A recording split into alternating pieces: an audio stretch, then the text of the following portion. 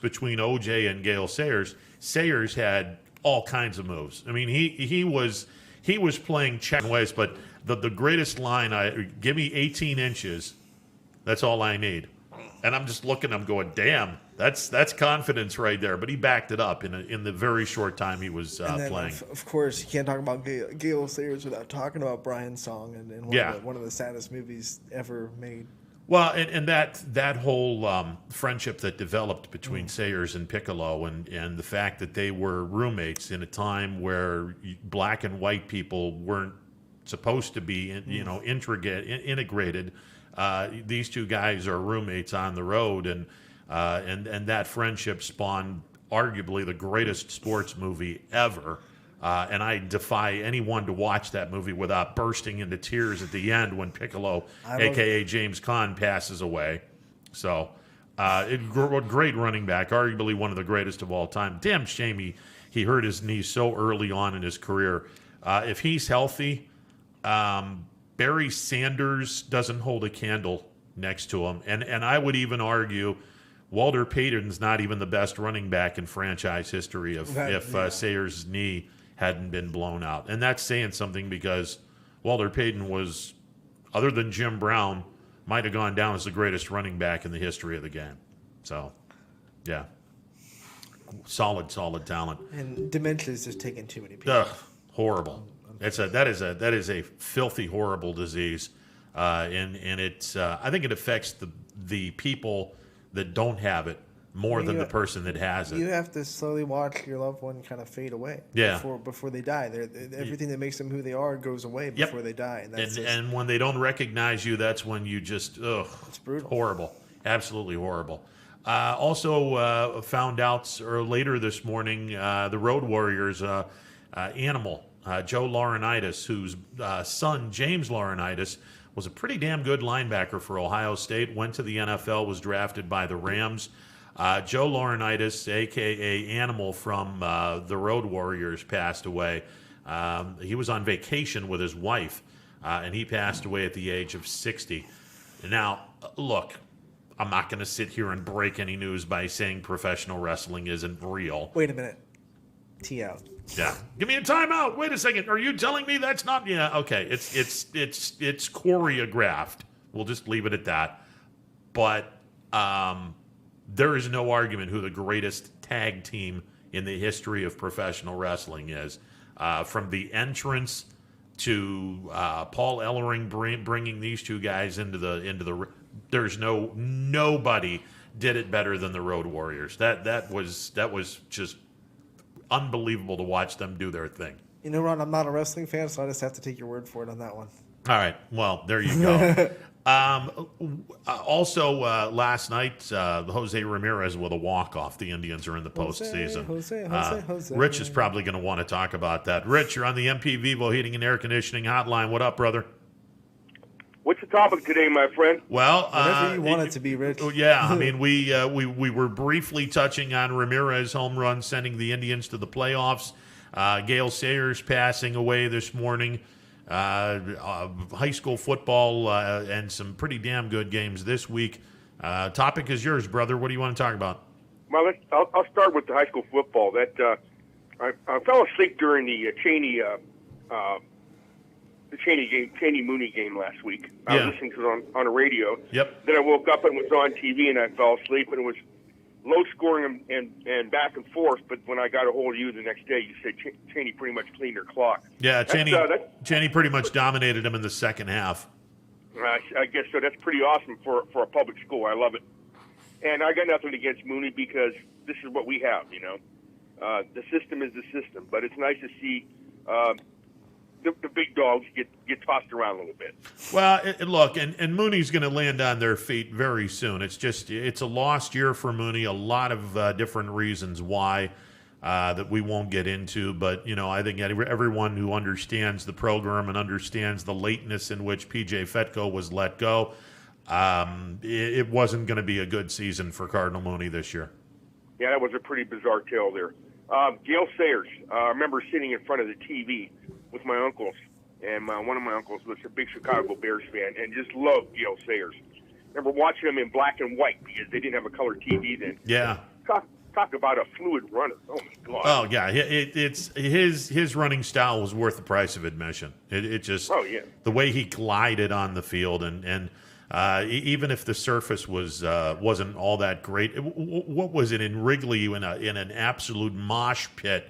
That's when he scored 6 touchdowns against the 49ers in a game and did it every way possible. He ran for a touchdown. He caught a pass for a touchdown, got a kick return for a touchdown, a punt return for a touchdown. He had 6 of them. So he's never mentioned in the mantra of greats, and that's not that it matters because we know he was good, but the guy is definitely underrated. Oh well, I mean, look, had it not been for a knee injury, he is right up there with Jim Brown for the greatest running back of all time. I don't think there's any question about that. Prior to the knee, I think when you can review films versus Jim Brown, this guy was a better athlete. I think you can argue that Sayers was a better all-around football player than Jim Brown.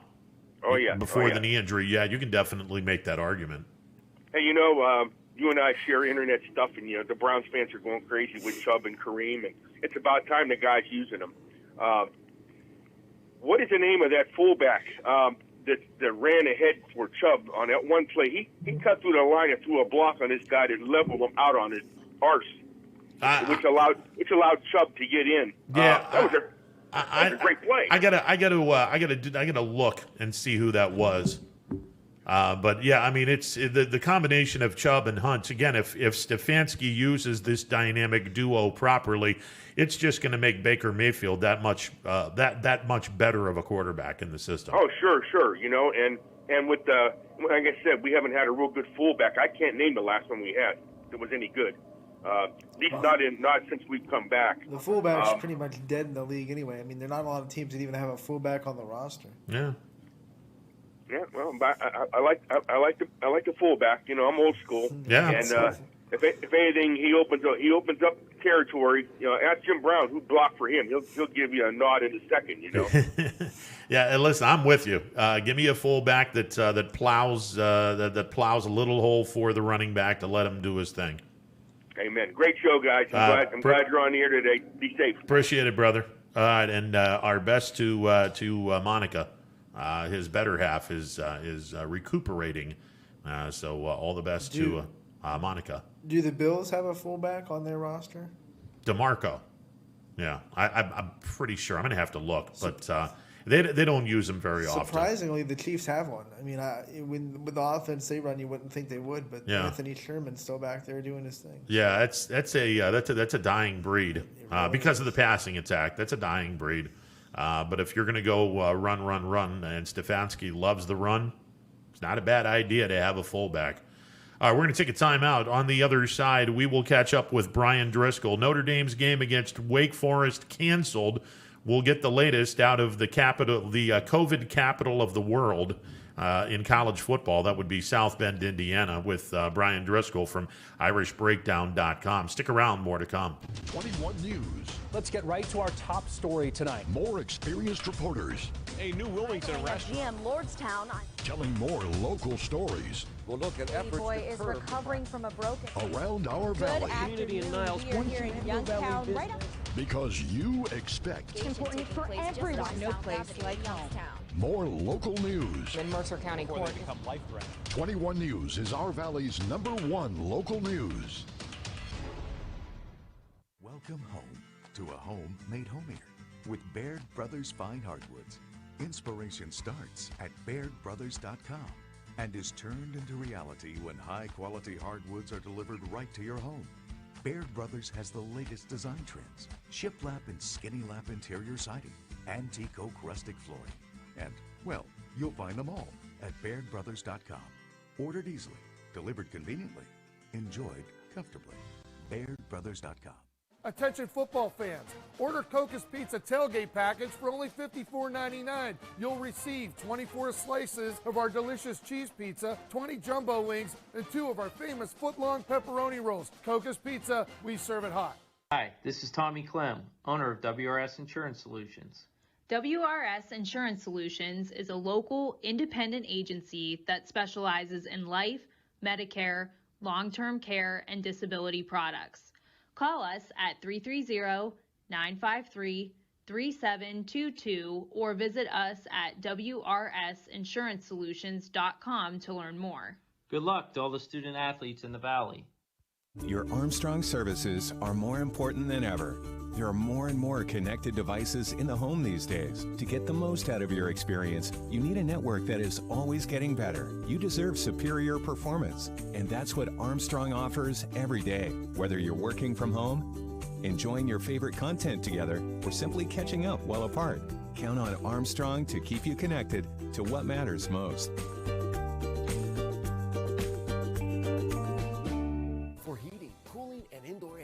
The Mahoning Valley trusts MP Vivo Heating and Air Conditioning, offering worry-free repair, service, and installation. Call MP Vivo today for a free estimate. MP Vivo Heating and Air Conditioning. We're your energy-efficient experts. Welcome back to a Wednesday edition of Running Points on YSNLive.com. Ron Potesta with you alongside Anthony Hartwig. Let's go to the MP Vivo Heating and Air Conditioning hotline, where we find our Notre Dame guru, Mr. Brian Driscoll. You can read his work at irishbreakdown.com. Brian, how are you today, sir? I am doing great. Good to hear. Good to hear. Notre Dame sure did do great against South Florida. Charlie Weiss Jr.'s return to South Bend, not so good. The South Florida offense, just 216 yards of total offense. They get shut out. Notre Dame looked good offensively and defensively. A complete game for the Irish as they blitzed the Bulls 52-0. That was about as good a performance as we've seen from Notre Dame in about a year. I mean, I think it was a combination of South Florida being really bad and Notre Dame playing very well. I mean, this was the same margin of victory we saw against New Mexico and Bowling Green last year. But when you evaluate their play, and you mentioned offense and defense, they also, I thought, did great on special teams outside of the one missed field goal. So I thought this was about as complete of a performance and a complete domination as Notre Dame has had. And honestly, if Brian Kelly wanted to be a jerk, he could have hung a 70 spot on South Florida. I mean, they really had that game rolling on Saturday. You know, you had the emergence of a junior running back in Cibo Flemister, 127 yards rushing. He scored a touchdown just on 13 carries. Look, I mean, I don't know if we can expect more of this down the road, but a very nice performance from a guy that we haven't seen very much of. Yeah, I mean, he was last year was mostly their short yardage goal line back. And he was a guy that was, and that was because he was a very aggressive downhill runner, but he lacked the patience and vision to be an every down back. Well, on Saturday, we saw a guy with vision and patience. I mean, even on the touchdown run he had, the long touchdown run he had to see that and bounce it outside, and it looked a lot like the bounce that Kyron Williams had the week before against Duke. So that was good to see. And you talk about just a three-headed monster at running back. The three running backs, I believe off the top of my head, had Chris Tyree, Kyron Williams, and Cibo Flemister combined for 254 yards and about 9 yards a carry against South Florida. So a position that was considered a question mark and maybe even being nice at the beginning of the season, the first 2 weeks at least, has certainly been a strength for Notre Dame. Is this a three-headed monster that we're going to consistently have more of beginning next Saturday when Notre Dame is back at it? I think it's going to be more of a 1-2 punch as the main backs. That's going to be Williams and Chris Tyree. And then we're going to see guys like Flemister and Jafar Armstrong kind of sprinkled in as part of that. I mean, I think that Tyree, I thought, also ran great. He's still, to me, the best back they have. He's just inexperienced. And the more experience he gets, and if he can keep playing like Saturday, not just from a running standpoint, but I also thought his blitz pickup improved in week 2. I think he's eventually going to be the number one guy, but I think it's the Williams-Tyree double combination there is really going to be what carries the backfield with those other guys kind of sprinkled in. Because the only reason Cibo got the chance he had on Saturday was because Jameer Smith was out. Cibo was fifth string before Saturday, so it just says a lot about how well the running backs have developed here in the first month of the season. I love the fact that Tyree's just a freshman and Williams is just a sophomore. I mean, the chances are these two guys are going to be coming back in 2021. That just the running game becomes an instant plus.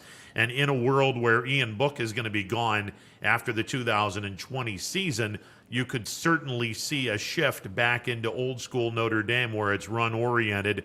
And then the running backs will help the quarterback with, when they're successful, play action pass. Oh, yeah. I mean, when you look at it, like you said, Chris Tyree's a freshman. Kyron Williams is a sophomore, but in football terms, he's a redshirt freshman. And then Sebo Flemister and Jameer Smith are redshirt sophomores. So Notre Dame's backfield is looking a lot better. And then you've got Logan Diggs coming in next year as an incoming freshman. So the running back position group, with the addition of Chris Tyree, he's really the thing that has made that position group really exciting moving forward, because when you can add a guy that has his explosiveness, but then as we saw on Saturday, runs with authority, breaks arm tackles, makes, quick growth, he's got a chance to be a star, which then allows Kyron Williams and those other players to kind of be complementary players, which then makes them more effective, in my opinion. You could be talking about Notre Dame's running back position group being as deep as it's been, since you'd really have to go back to maybe 2012 when it was Theo Riddick, Sierra Wood, and George Atkinson. Yeah, that was a pretty damn good trio of running backs, and that was an awful lot of fun to watch all three of them do their thing. And I know a lot of Irish fans are saying, "Good Lord, can't we just have one dominant back?"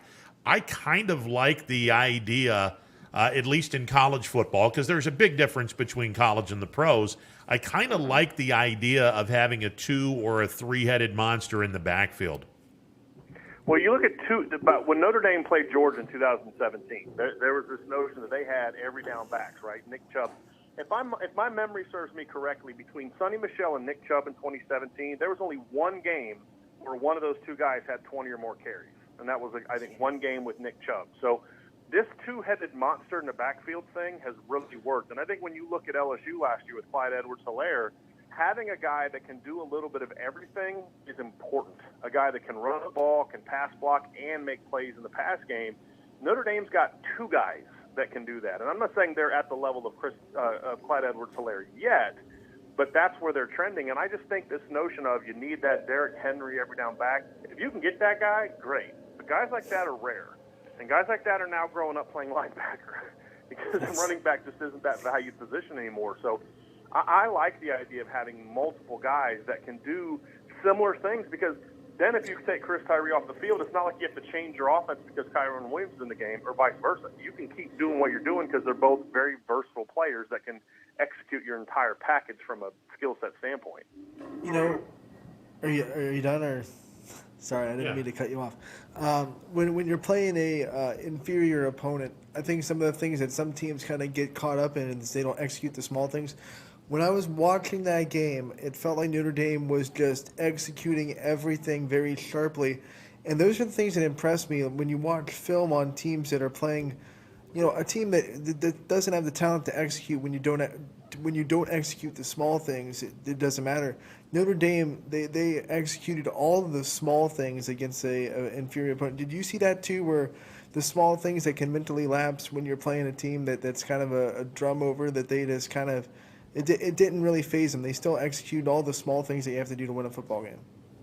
I think you nailed it. I think that's a great point. One of the things I wrote about before the game was, I don't care how many yards Notre Dame rushes for. We've seen Notre Dame run for a bunch of yards against inferior opponents in the past, but it was just based off them being way better. You could see flaws and problems would hurt them against better teams. What I liked about what we saw on Saturday was some of the things that have plagued this line in the past, and some of the things we didn't see against Duke, not getting a push off the line, not working to the second level, those things were really key parts of what we saw on Saturday, which tells me more than anything that looks like they had a really point of emphasis on those two parts of the game during the week of practice. So to then see it executed on Saturday, to where they just weren't getting by on being better than South Florida, they were executing. They were playing physical. They were getting a vertical push. They were getting off to the second level, things they've struggled with. Even last year against Bowling Green in New Mexico was a really thing, and it makes you feel more confident that from a run game standpoint, those things will translate against the better opponents. Now, the pass game is a completely different story. But I really feel good about the direction that Notre Dame took, the positive step Notre Dame took when it comes to their run game on Saturday. Brian Driscoll joining us, breaking down last week's game against South Florida. Now, unfortunately, we have to break down what is going on at Notre Dame in terms of COVID. We had multiple players testing positive, and because of that, an other outlying game on Saturday between Notre Dame and Wake Forest, which was going to be an interesting test for Notre Dame, that game has been postponed. It will be made up next Saturday because Notre Dame and Wake Forest both had a scheduled bye week. So the two teams have a bye week this week because of what's going on, and they'll play each other on October the 3rd. Brian, what is the latest with the COVID outbreak and all of the ramifications that go along with that on the campus of Notre Dame? Well, that game actually has now been rescheduled for December 12th, and Wake Forest moved up their Campbell game to next weekend. And the reason for that, Ron, is the bye week made a lot of sense, but with Notre Dame players testing positive and then other players being out for contact tracing, that's the problem. It's not necessarily the 7 positive COVID patients because they could just quarantine those 7 guys. They're going to have plenty of guys to go out there and play. It's all the guys that are out now because of contact tracing. Now, all of a sudden, you're talking about 20 or so guys being out because of the contact tracing. Now, and from what my sources have told me, there's at least one position group that has been overly affected by this than others from a contact tracing standpoint. So you have one position group for sure that is going to have a hard time having the numbers to go out and play. And because of the rules being from the moment you are put in that contact tracing protocol, you can't practice or do anything for 14 days. Well, that puts them past the October 3rd game, which is why they ultimately decided to move it to December 12th, which means which we've already seen with the Virginia Tech game, which means now the ACC championship game is going to be December 19th, the weekend that the Big Ten has there. So they're going to bump that back and play that game on the 12th of December. Brian, is it safe to say then that one of the 7 that tested positive happened to be that position? Because one can assume, and you know what happens when you assume. We don't need to go down that road, but if there is that person who tested positive from that position, and all of these other folks are out because of they hung around with that person, it kind of makes sense. Yeah, and obviously we have to be very careful from a HIPAA standpoint that we don't get into too many particulars, but I think what you just said is a safe assumption. And I think if you get into a situation where 2 players from a position group test positive, that's when you can really get into a situation where you just don't have enough numbers to be able to go about your business every day. Now, well, what does this do for, I want to say the morale, the mental focus of the team? You were rolling, and now all of a sudden you have to have a week off, and you have to, be away from some of those guys, a lot of those guys, and it's going to kind of interrupt the rhythm. So what kind of things do you think the program will do to maintain their mental focus, maintain that rhythm they've built up in week 1 and week 2, so when they go back out on the field next Saturday, they'll still be sharp and ready to go? I think in some areas this is why not playing next weekend is good for Notre Dame, because they're not able to practice this week. They've shut down all football activities. And so I think there's a lot of concern that, guys are going to get this and they're going to test positive and all this other kind of stuff because of the way that COVID-19 has been treated from a big picture standpoint. Now everybody that gets it is really concerned that they're going to have if they're not playing next week, and it's going to give them a chance to kind of work through it. Everybody's going to be fine. Everybody kind of gets out of the protocol, and then you can move forward. So, yeah, you lose some momentum, but I also think if the coaching staff handles it correctly, you can use this as a positive. 2 games of film to look at and say, but we got some stuff we got to clean up. We've got to really work on our pass game. We got to really work on this. So the coaches can spend time in Zoom meetings and different things like that, because obviously they're not going to be meeting with the players in person, but you can still have Zoom meetings. You can still go over film. You can still go over things you need to work on and improve. And it also gives the coaches a chance to do some self-scouting after the first 2 weeks, see who does well, who doesn't do well.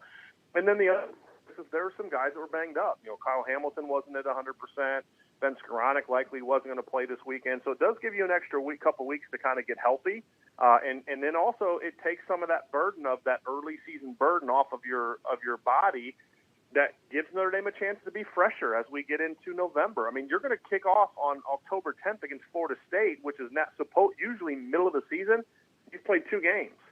So it gets them in position to now be a little bit fresher when they get into that stretch of Clemson, Boston College, and North Carolina, which I would argue is you can make a case for being the toughest 3-game stretch of the season, especially after how BC looked last weekend. Brian, one of the other things that might work to Notre Dame's advantage, while other college teams are preparing for games, coaches and recruiting folks are not going to be hitting the trail nearly as much. You can look at this and say, okay, we're not doing anything this week. Let's have some of our recruiters go out and start seeing some high school games. Again, and I understand it's COVID world and you can only have a certain amount of people, but you know there's going to be college recruiters that are going to make their way into high school games to watch some of the high school athletes. So Notre Dame can also use that to their advantage, at least for this week and maybe even next week in the middle of the high school football season. I think the fact that they're in the middle of sort of a team-wide outbreak would make them hesitant to get people to go out and about in the public, not only to, for fear of spread, but also fear of it spreading within the program. A coach goes out and gets it or whatever the case may be. Having said that, to build on your point, though, I do think this is a great opportunity for them to get on the phone, for them to contact kids. Brian Kelly needs to talk to every commit this next week and a half. He needs to make sure that he's talking to their top targets like Deion Colsey, who's going to commit next week. So I do think that there needs to be an emphasis. So the time you're missing being on the field, you need to take some of that and put it towards recruiting, not just finishing off 2021 very well, but also getting a jump start on 2022. Because like you said, the SEC teams these next 2 weeks are worried about getting their season rolling. There's ACC teams that are worried about getting their season rolling. The Big Ten's ramping up fall camp, right? So this is a great opportunity for Notre Dame, if they handle it right, to your point, Ron, which I think is a great point, to hey, let's get some extra recruiting work in this week that we might not have got when we're preparing to go play Wake Forest and, then obviously getting ready to go play Florida State. And this is where if we had some players that were big boy D1 caliber, you simply go to ysnlive.com and you can watch a game, and the recruiters can watch eating popcorn from the comforts of their own home for $9.99. I'm just saying. It's a little free plug, so there you go. Nice plug, Ron. Thank you very much. I tend to work on the fly with the seat of the pants, the whole 9 yards, and we like putting a nice little bow across the Notre Dame Mahoning Valley connection whenever we have guys that are good enough to play at that level. Brian Driscoll joining us. Brian, before we let you go, and next week maybe we can talk about some of the kids that Notre Dame may have their eyes on for the class of 2021 and beyond. But tell everyone what is going on at Irish Breakdown and how you're breaking down the latest of what's going on COVID-wise on campus. Well, obviously, we kind of explained why the December 12th game was the ideal situation for Notre Dame. So I have an article on the front page saying of the 3 options that Notre Dame had, October 3rd, moving games back November 7th or December 12th, this was the ideal situation for Notre Dame. So I break that down. And then I'm going to take advantage of this extra time, speaking from a recruiting standpoint, Ron, to kind of dive into some film. I'm going to have a film breakdown soon on Deion Colsey, who is a top receiver who's going to make his announcement on September 28th. We feel good about where Notre Dame stands. And then I'm going to really dive extra into the Notre Dame film the first 2 weeks as well and talk about some things I see that I like, that Notre Dame can really build around, like their tight end packages, but then also some areas where Notre Dame needs to get better and improve and use film and stats and data to prove that, hey, if they're going to keep building on this winning start that they've had, they're going to certainly have to get better in these key areas. So definitely make sure you're checking that stuff out at irishbreakdown.com. And, of course, you can you sign up for irishbreakdown.com and you get a year subscription to Sports Illustrated, the magazine, as well. Absolutely, and it's $5.99 a month, and if you stay on as a monthly customer, you will get that magazine as long as you're a customer. If you sign up for an annual membership, it's $59.99 a year, which then gets you down to $4.99 a month. Certainly a way to save money, and you're in that kind of pro football area. You probably have some Steeler fans, some Brown fans, so if you sign up for Irish Breakdown, you also get all premium content for your favorite NFL sites that are part of the SI Maven network as well. So it really is a great deal and tons of value for not a whole lot of bucks. Yeah, no doubt. And if you're a Bills fan like me, we're really happy with a 2-0 start. So Hey, Josh Allen has looked really good to start the season off. He's certainly made strides so far from what we've seen. That's been impressive to watch him develop now. Yeah, this will be a lot of fun when they take on the Rams, then the Raiders, Titans, and Chiefs. It's a good 4-game stretch. Hey, Brian, always a pleasure. We will catch up next week and see what's going on campus and see what's going on the recruiting trail.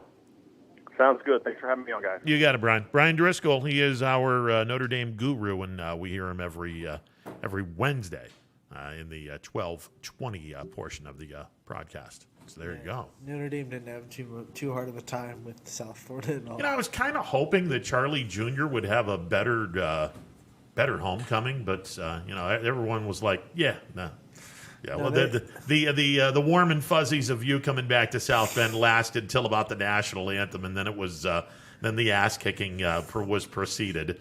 Well, South Florida, unfortunately for them, their strength is their run game, and that's Notre Dame's strength is stopping the run. So they were way too one-dimensional to beat Notre Dame. I mean, they didn't have a great run game in the grand scheme of things anyway, but that was what they did best. So once Notre Dame took that away, game over. Yeah, and here to the update everyone, the Wake Forest game gets moved all the way down to December 12th. So because of that, they've moved the ACC championship to the 19th. And again, tell me why, or tell me again that the ACC is not catering to the University of Notre Dame this year.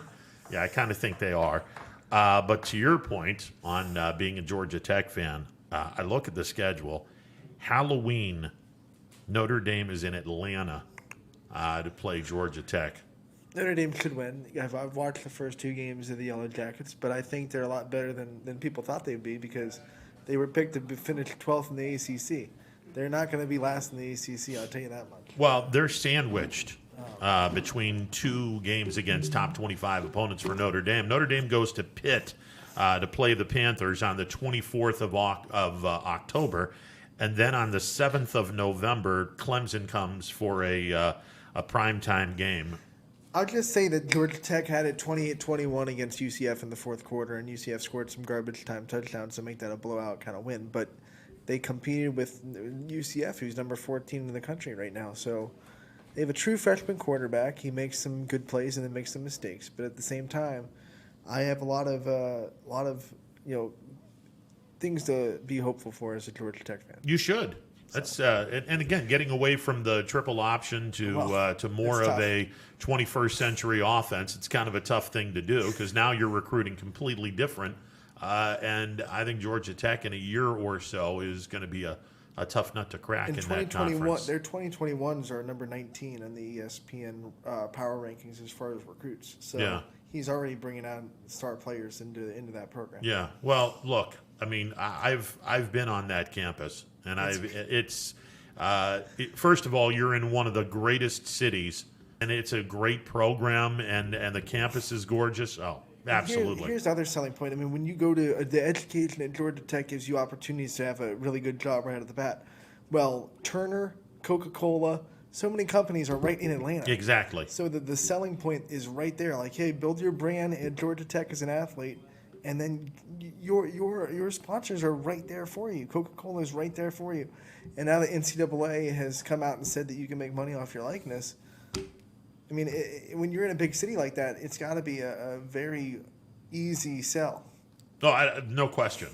No question about that. And not to mention the fact that it's Atlanta. I mean, Atlanta is the Fortune 500 capital of the world. I mean, it's a phenomenal, phenomenal city. And now, unfortunately, they're starting to have traffic problems bordering Los Angeles, where you have to have 8-lane highways in order to have traffic go somewhat decently. So, but Atlanta is just a beautiful city. All right, 330-886-0813. We'll take a timeout. Coming up at the top of the hour, we're going to catch up with Brian Tolnar, get his take on what is going on in the fall season at Mill Creek. And by the way, there is nothing like golfing at Mill Creek in the fall. It's when the leaves are, starting to turn the colors. Now, of course, when they start falling to the ground and your ball is somewhere in leaves, kind of gets a little difficult, but as long as the leaves are still hanging on the trees, Man, it's just a great course. You pick your poison, the North or the South course. Both of them are challenging. But when you golf in the fall, the foliage is just absolutely spectacular. Really is. So we'll catch up with Brian Tolnar, and we'll get his award-winning advice of the week. And it is award-winning. Tip of the week is just award-winning. Pamphlet's coming, Brian. Yeah, I'm telling you, we got to have a pamphlet because we can make a fortune on that with all of the. And I've saved every single one of them.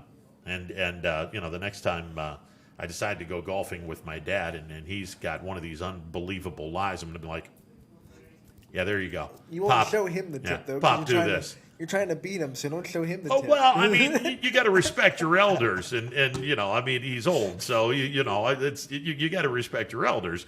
We'll take a timeout. Brian Tolnar is coming up in a bit. Before we get to him, we'll take some calls on the MP Vivo Heating and Air Conditioning hotline. That's coming up in a bit. Stick around. More to come. Hello, I'm Greg Burbick with G. Burbick Farms. For the last 100 years, my family has farmed in Columbiana and Mahoning counties. I began raising cattle in 1996 with the goal of providing a better product for you and your family on the dinner table. Our grass-fed and grain-supplemented Black Angus beef are raised with no hormones, steroids, or antibiotics. We're known for our hometown-friendly service and incredible tasting products. We're locally owned and have customers across the tri-state area. Our products go from our farm to your family. Stop by our farm on New Buffalo Road or visit us on the web at gburbickfarms.com. Don't forget to like us on Facebook. G. Burbick Farms, it just tastes better.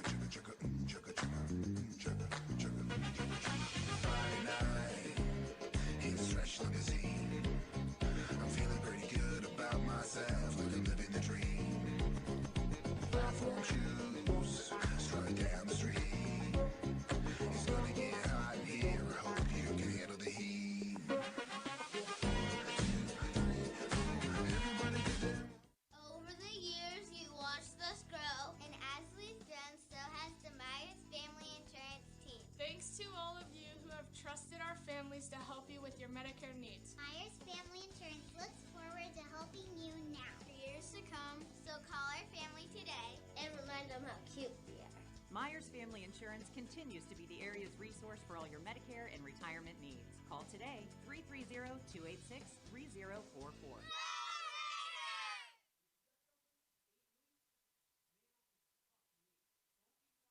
It's storm season. I think we're under the gun for some heavy storms over the next couple of hours. And Storm Tracker 21 is ready. This is probably the one we're keeping a closer eye on. On air. And locally, we're going to have a lot of eyes on our area. Online. All right, let's talk high-risk futurecast and the timing of this weather. On social media and on our app. Rain will come and go tomorrow. There'll be some dry intervals. Stay ready with Storm Tracker 21. The severe weather threat now through around sunset this evening. Hi, I'm Colin Chupa. And I'm Kelsey Clem from K-Squared Marketing. Our boutique marketing firm specializes in media planning and buying, public relations, event marketing strategies, and strategic sponsorships. We can integrate our services with your existing game plan, or we can be your entire marketing team. Your goals, our game plan. Let's win together. Call K-Squared Marketing at 330-623-2730 or visit ksquared.marketing to learn more. Hi everyone, this is DJ Yoakley with Your Sports Network. We appreciate your support of YSN and welcome you to the YSN family. Our broadcast streams are brought to you live at no cost to you by sponsors that are local to this community. Without the vision and generosity of our sponsors and partners, we would not be able to bring this game to you today. So please support the great businesses and leaders that are making this game possible. And if you're a business in need of great advertising and sponsorship opportunities, feel free to head over to our site for more information on the right fit for you. We are local, we are loyal, and we are live. We are YSN. details. Baird Brothers Fine Hardwoods is one fine ride. Perfect cornering, superb handling, sporty and stylish, power to spare, plus awesome mileage. Yeah, jaw-droppingly beautiful lines and well appointed with luxurious trim. Put more oomph in your life and start beholding the molding. Find your home's fine hardwood at BairdBrothers.com. No matter what the weather, be prepared with a reliable, efficient Rude gas furnace or air conditioner from MP Vivo Heating and Air Conditioning. Call your energy-efficient expert, MP Vivo, today for a free estimate. Here at MP Vivo, we rely on Rude, and so should you. Welcome back to a Wednesday edition of Running Point on YSNLive.com. Ron Potesta with you alongside Anthony Hartwig. And we're with you till 3 o'clock, 330-886-0813. The MP Vivo Heating and Air Conditioning hotline open for business. And we get some high school football coming up on Friday. Also, last night, and I saw this in today's. I knew that Wellsville's volleyball coach Dan McKinstry was very close to being the all-time winning coach in high school volleyball. And last night, Wellsville knocked off Valley Christian in straight sets. And last night's McKinstry became Ohio's winningest volleyball coach with a straight set victory over Valley Christian. And he broke the record previously set by Chris Kern. 763 wins. Yep. For now, what is it? 764 for I think for Coach 63 is what he McKinstry. has now. So Okay. I think but when you break that down, you get 22 at most, in a regular season games a year, and then if you make a run, you get 3 or 4 tournament games. So let's just say 25 games a year. To get 763, that just tells you how long he's been doing it and what the level of volleyball he's been doing it at for that amount of time. Now go back to because he's been the volleyball coach at Wellsville in 1997 was his first year, and he was at East Palestine from 78 to 96. Go way back prior to the 21st century. You didn't have 22 games a year. It was far fewer games. Right. So you didn't have that big of an opportunity to have as many wins in the course of a season. Bottom line, he rarely has a losing season. That's it's just, and they're always making deep tournament runs too. Yeah. I mean, a couple years ago, we followed them all the way to the regional finals. So the Wellsville's got a really great program right now, and he's reaping the benefits of it. They've already beaten 2 undefeated teams this season in the same week. So they're having a really good season, and I expect big things from Wellsville. Yeah, 9-0 in the league, 10-2 overall. Yeah, pretty solid. Heartland kind of spoiled the party because he was set to get it on Saturday at Heartland, and Heartland Christian came in and beat them and spoiled the party a little bit, so we had to wait until Tuesday. Well, fortunately, he didn't do it at Leetonia on Thursday. So thank you, Valley Christian, for that. But he does go to Leetonia with a 2-game lead in the conference. They're at Leetonia on Thursday to take on the Bears. So there you go. But yeah, that's any time that you can have over 700 wins in any sport. Oof, it's a lot of wins. That tells me that you're damn good at what you do. And you've been around for a while because you're damn good at what you do. So that's solid. Just 763 divided by 25. So that in itself is about 30.5. So that's 30.5 years if you won every game every year, and if you had 25 games every year, like you said, he didn't back before the 21st century. Yeah. So just it's amazing how long he's been doing it, and then how much longevity success he's had wherever he goes. Well, you figure he's been at it since 1976, 76-77 volleyball season. So you're looking at about 43, 44 years. Yeah. So you divide that 763 into 44, and you will see that he averages quite a number of victories per year. So that's the sign of a really, really good coach. Because off the top of my head, just did it. 17.3 wins a year is what his average is. Yeah, I was going to say it's not 20, but it's got to be close to 20. So 17 wins a year I'll take it. Yeah, even in a world where, go back in the day when they were playing just 18 games, that's a better. That's 17-1. I mean, 17-1. Yeah, so that's average 17 wins a year for 40 some odd years. That'll get you over 750. He's one of our favorites, and it was great that DJ and Gary got to go on the call down there at Wellsville, and we got to be a part of that moment. So, YSN, just another shameless plug right there. We bring you the best moments in local sports, not just football, but we're there for the big moments in volleyball and soccer and everything else too. So, all righty. Going to take a time out on the other end. Let's talk Mill Creek and let's talk golf with Brian Tolnar. He is coming up in just a bit. Stick around. It is a Wednesday edition of Running Points on ysnlive.com. Hi, this is Tommy Clem, owner of WRS Insurance Solutions, reminding you that it is open enrollment for Medicare.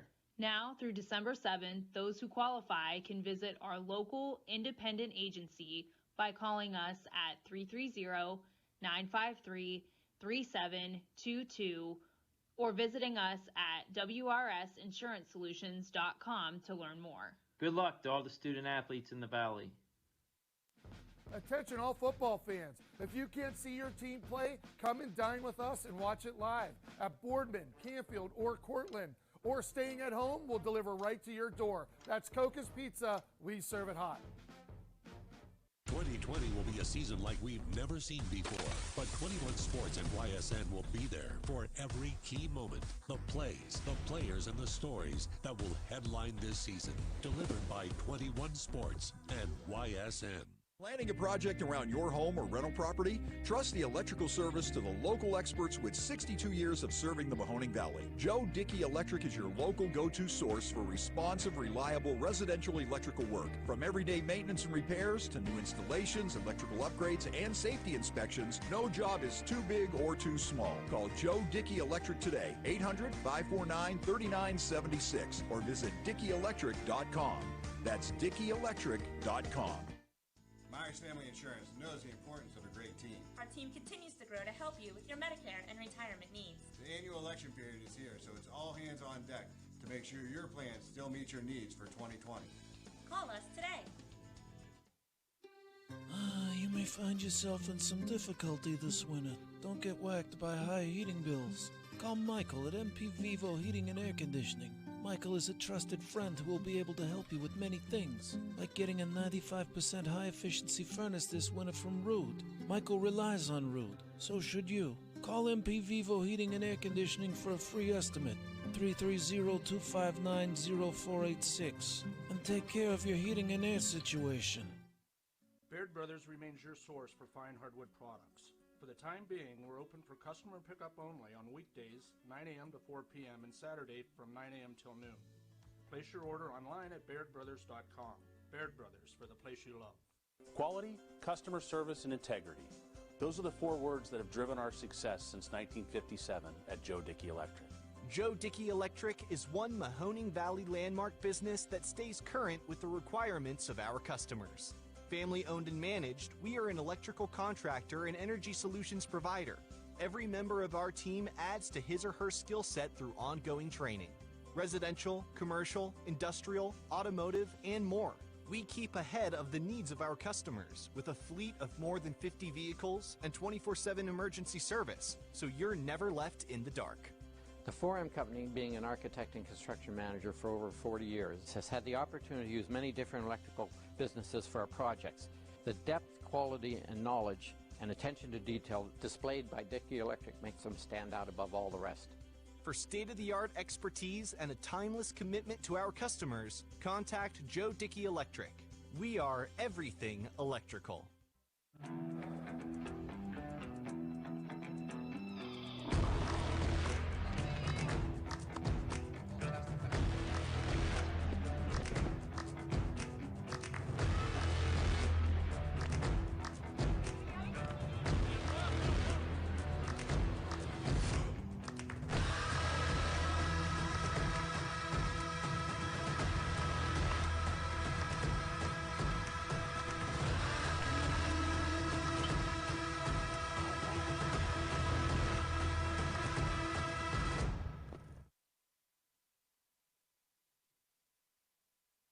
Armstrong Local Programming has always delivered an exclusive and unique perspective on the very best events your region offers. High school sports, community events, parades, all your favorite shows from Armstrong are now calling the Neighborhood Channel their home.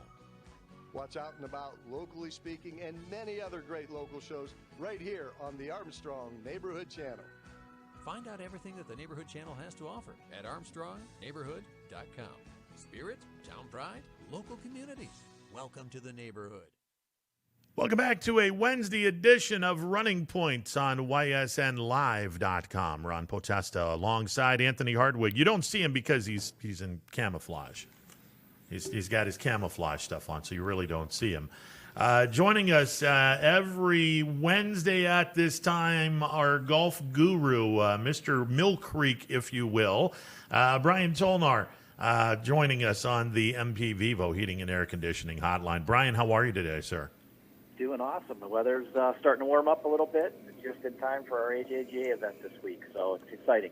Yeah, I gotta ask about that before we talk about what Bryson DeChambeau was able to accomplish in the U.S. Open.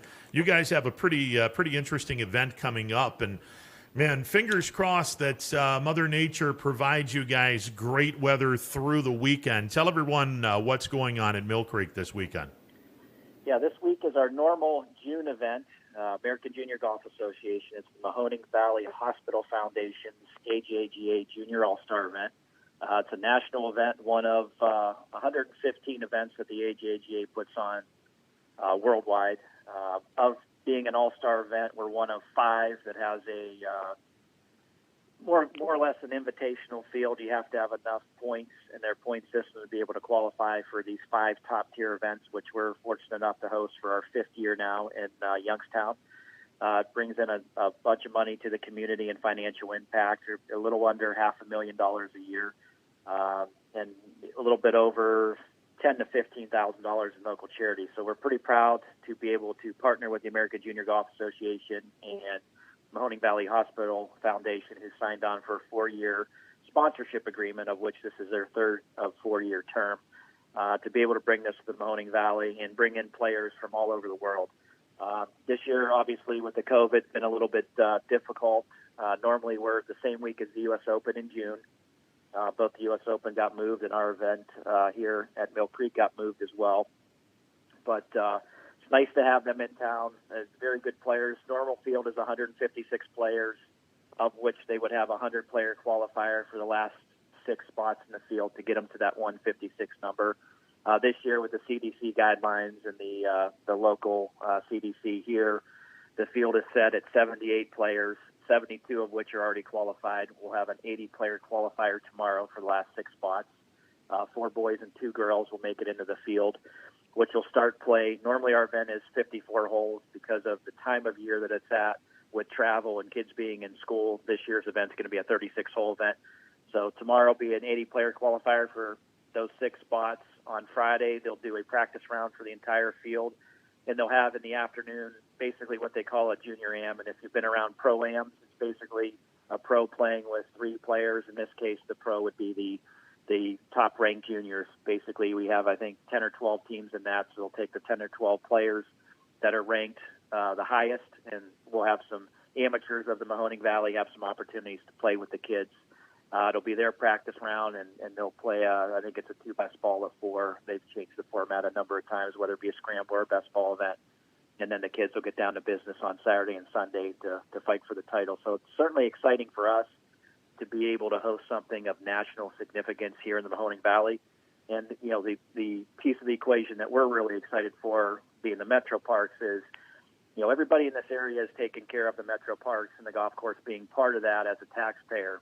This is our opportunity to give you guys a thank you in filling the hotels, filling the local restaurants, and having the families here shopping and taking part in all of the stuff that we take part in on a daily basis here in the Mahoning Valley. So we're super excited to share that with them and give the community back a little financial reward. So it's exciting. That's the other part of it that's very few people talk about. Okay, you've got a wonderful competition going on, but that is trickle-down effect where all of those competitors need a place to stay if they're from out of town. They're going to need something to eat if they're from out of town, or even if they're in town. It's the restaurants, the hotels, the other venues that drive the economy in the Mahoning Valley. This is a big to do and something that's going to help the economy in the Mahoning Valley this weekend. It is, and more so this year than any other year. Obviously, with travel being limited nationwide, and hotels being limited on what they could host, or people just not coming into certain areas. Our stay and play obviously has been down all year, but the local support, with driving up rounds and playing golf has been huge this year, and it's nice to be able to have this. Now, I obviously would love to have the 156 players and the 100 players that try to qualify for those spots, because you're looking at 256 players and their families filling up multiple hotels. I mean, our footprint's not going to be quite as big this year with only 80 in the qualifier. So you got 80 families there, and you got another 78, which will be in the final field. But the good news is these players, most of them are homeschooled to begin with. So they're on site last week, this week. They've got tee times today. They've had them all through the past probably month. So they are coming up here to play practice rounds and staying in several days leading into the golf tournament, which is this week. So, I mean, we'll have their families captive all week, and it's just great for the community. I like that word you use, captive. Tell me, every time we ask you to update Mill Creek, we like to get a weekly recap on the high school golf action as well. And I know these golfers are either getting ready or competed in their conference championships over the next couple weeks. So give us a high school recap on the week that was in golf. Well, this week's been a little bit quieter because it is the tournament week, so a lot of the teams that play our venue are on the road. However, we do have Ursuline, South Range, Boardman, Poland girls, I think, and Cardinal Mooney boys all have matches today. So pretty much everybody's wrapping up their regular season schedule as they gear up and practice for their sectionals and districts and the whole 9 yards. But today should be a pretty good one, because I know the Ursuline boys team I think they are undefeated in their league. So I mean they've got a big event today with Boardman, who's probably one of the better teams in our area. Boardman South Range. So it's going to be a fight between all of those teams. But they're all kind of gearing up, getting ready for districts this year, which is exciting because this is a great time of year for golf. Obviously, with the leaves changing and the conditions are probably as good as they're going to get at Mill Creek from start to finish. We've had a great year with our staff and getting the golf course ready. So they're going to play on a golf course that's tournament ready with the national kids here and international players here. So, I mean, if I'm going to make a prediction this week on them, Boardman South Range, I think that they're neck and neck. So I'm excited to see what they do because, like I said, when we had the Cardinal Classic here a few weeks ago, they basically tied and went to that fifth player. So it's going to be fun to see how they play, knowing that some chips are on the line for, some of these closing matches where you want to go into your sectional and your district with some momentum.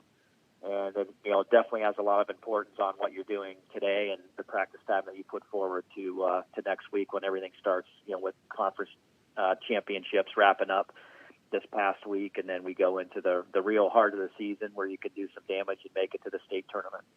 Hey, Brian, you brought up fall golfing at Mill Creek, and there's no secret. There's trees all over the place on the north and the south course. And when autumn comes, the colors are vibrant. But once those leaves start to fall, they make quite a mess on the golf course. I know you guys take care of those leaves on the fly, literally during the course of the day. Tell everyone the responsibility of the groundskeepers in the fall when the leaves start to fall. Well, we do have a couple trees on the property. There's no doubt about that. Fortunately, we're a couple weeks out from them dropping. They haven't really turned yet, which is a good thing. Normally looking at mid-October when they start turning, and then we get a couple frosts, which were early this year. but hadn't had any effect on our trees. And it is a ever-evolving process with our maintenance crew. Literally, the good news is the rough stops growing, and everything stops growing a little bit because of the cool temperatures at night, so they can stay ahead of the cutting. But the unfortunate part of obviously having all the foliage in the trees that we have is there's a ton of blowing leaves, picking them up. We're fortunate the past couple of years we've got some equipment that basically vacuums the leaves up. However, our guys go out in the morning, take care of all the leaves before they can cut, go out and cut, and then in the afternoon they hit them again before the leagues and everybody else comes in after work. So it's an ongoing process. There's no doubt about it. It probably seems like it's never ending. The fortunate thing for us, if there is a silver lining with the COVID, all of our grounds crew is seasonal. So they're, 38, 39 weeks is the max that they're allowed to work.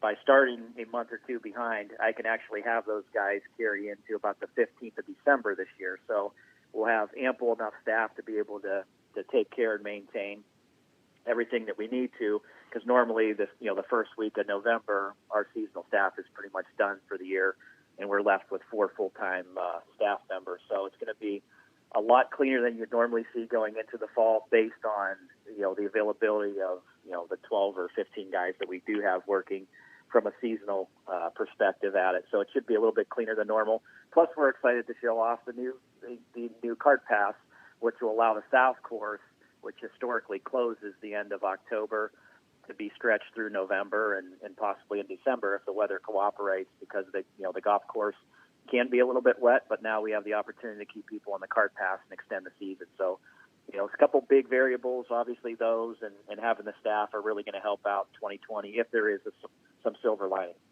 We definitely love to hear it, and you guys are top-notch crew down there at Mill Creek Park. But let's talk about the U.S. Open and Bryson DeChambeau. You said last week his strategy was a high risk, and it definitely was, but he pulled it out. What do you think he did so well to pull off the victory at Winged Foot?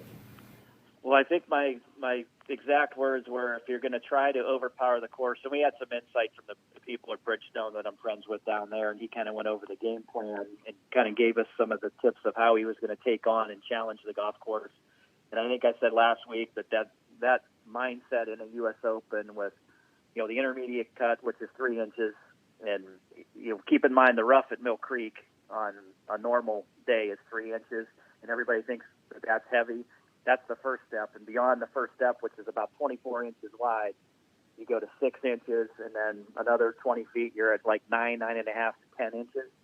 So I thought, and I quoted myself saying this of, if you're going to play that aggressive and just try to bomb it everywhere and get it up and down, I thought that was a recipe for shooting 76 each day.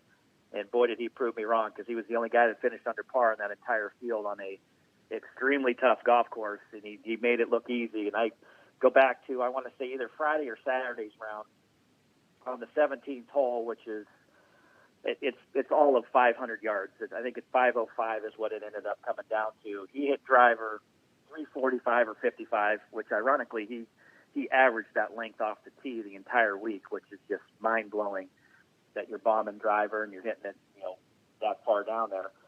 He ended up having 166 yards, and I want to say Azinger said, well, he's probably going to have like an 8-9 iron max out of there to be able to just get it out. And if he gets it up by the green, it's a win where he can get it up and down.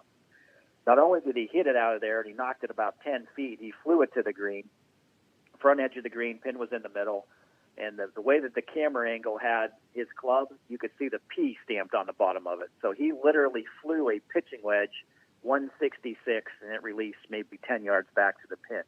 So I'm sitting there going, that mindset of, getting it out of that rough is amazing on its own, just getting it somewhere where it's playable. But B, knocking it 10 feet and giving yourself a birdie opportunity was, just through the roof. So, I mean, there's no doubt he was fun to watch.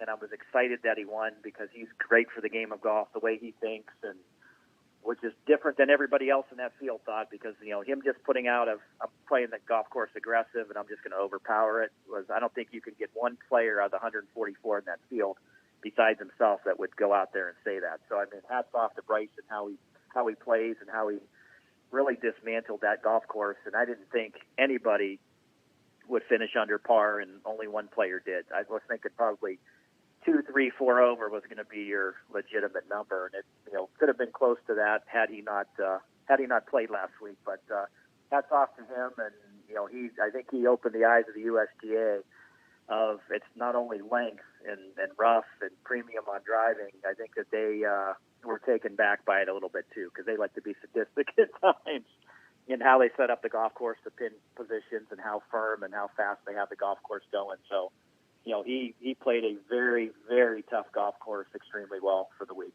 Brian, let me ask you, because DeChambeau, it's no secret he's pretty buff. He's a big boy. He looks like he is in the weight room all the time. There was a time way back in the day where weightlifting in a lot of sports was taboo because you don't want to be too tight because then you can start affecting a back, affecting your knee, affecting your oblique muscle, which if you've ever swung so hard that you stretch your oblique, well, you're sitting for about 4 to 6 weeks because that's an injury that you can't take care of surgically. So when you see a guy like DeChambeau and his size, because of the fact that he's trying to stay fit and actively lifting weights, are you concerned about his progress or his golfing career long term? 100%. And the reason that I say that is we're all big fans of Tiger Woods and what he's been able to do in the game of golf and for the sport of golf and the masses that he brings in to the game. If you look at him, for example, the last 10 years of his career has been plagued with ankle, knee, back, spine, you name it, injury upon injury, and numerous operations on knees. Obviously the broken leg and the whole 9 yards there. They won over Rocco Mediate at Torrey Pines in 2007 or 2008. It certainly has a lot of bearing, but I think the thought process is like an NFL player. My window for playing my best is a lot smaller, and I'm going to do whatever I can in this 5-year period, 10-year period, because the money is so great now. I mean, if you look at Jack Nicklaus back in his heyday, and it's another example that I like to use, you look at Jack Nicklaus, Arnold Palmer, Gary Player, a number of those guys never lifted weights like the players do today, and they're still playing golf. I mean, they're still playing on the Champions Tour every once in a while, and they still have remained pretty competitive. I don't know that today's players that are working out as intense as, Tiger, Phil, Bryson, Gary Woodland, even, Justin Thomas has had some issues with knee and elbow and wrist, that they're expecting to play golf for 40 years like, Trevino and Jack Nicklaus and Arnold Palmer and all those guys did, because the money's so much greater now. You don't have to play the senior tour. You don't have to play, deep into your 60s and 70s like the guys of the past generation did. And I think it's because of the money that's there. So the thought process is a lot different in how those guys are. I mean, if you look at Bryson prior to, what I call beefing up the last 9 to 11 months of his career, he was 167 pounds and skinny as a rail. And I think he's at, 2-something now, and it's all, very muscular in build and stature. Yes, it limits, your rotation and your flexibility, but on the same token, they're not, looking 20 years down the road, am I still going to be able to play? They've got enough money, and it doesn't really matter. And I think that's the difference between today's player. I mean, you don't have to win an event and become a multimillionaire. I mean, you look at, we'll use Jason Kokrak here locally. He's won $16 million plus in his career, and he's come in second a couple times. Don't have to win. I mean, it's nice to have that on your resume, but I mean, those guys have gotten more money than they're ever going to spend in their career if they invest it wisely and do what they're supposed to do. I mean, you can live off of $2-3 million for a long time if your means of living are, very good. So, I mean, I think even the big-time players, I mean, Tiger and Phil, they're going to have more money than they can ever spend and their kids could ever spend. So I think the mind process there is a little bit different. But, I mean, it does break your body down. There's no doubt about it. So, I mean, you look at Jack Nicklaus, seldom had a problem in his career, never lifted weights. Arnold Palmer, Gary Player, Lee Trevino, the whole 9 yards, very different because those guys had to play long-term to make any money. Now you can win one tournament and you're pretty much set for life. Brian, you talked about DeChambeau being barely 170, and now he is where he is. I mean, look, I'm in a baseball background. We saw a guy who started his career in Pittsburgh that was very skinny, very fast, and occasionally would hit a ball out of the yard. Went to San Francisco and, well, suddenly got huge and became the most prolific home run hitter of all time. Now, this is a direction that I don't like going down, but there's a lot of people that are frankly very jaded when it comes to professional athletes who look very large. So let's bring the ugly S word into this. And I'm not saying in any way, shape, or form that Bryson DeChambeau is on steroids. Would never say that. Having said that, he is a candidate from the looks department. Has the USGA ever thought of putting in now that everyone is lifting weights?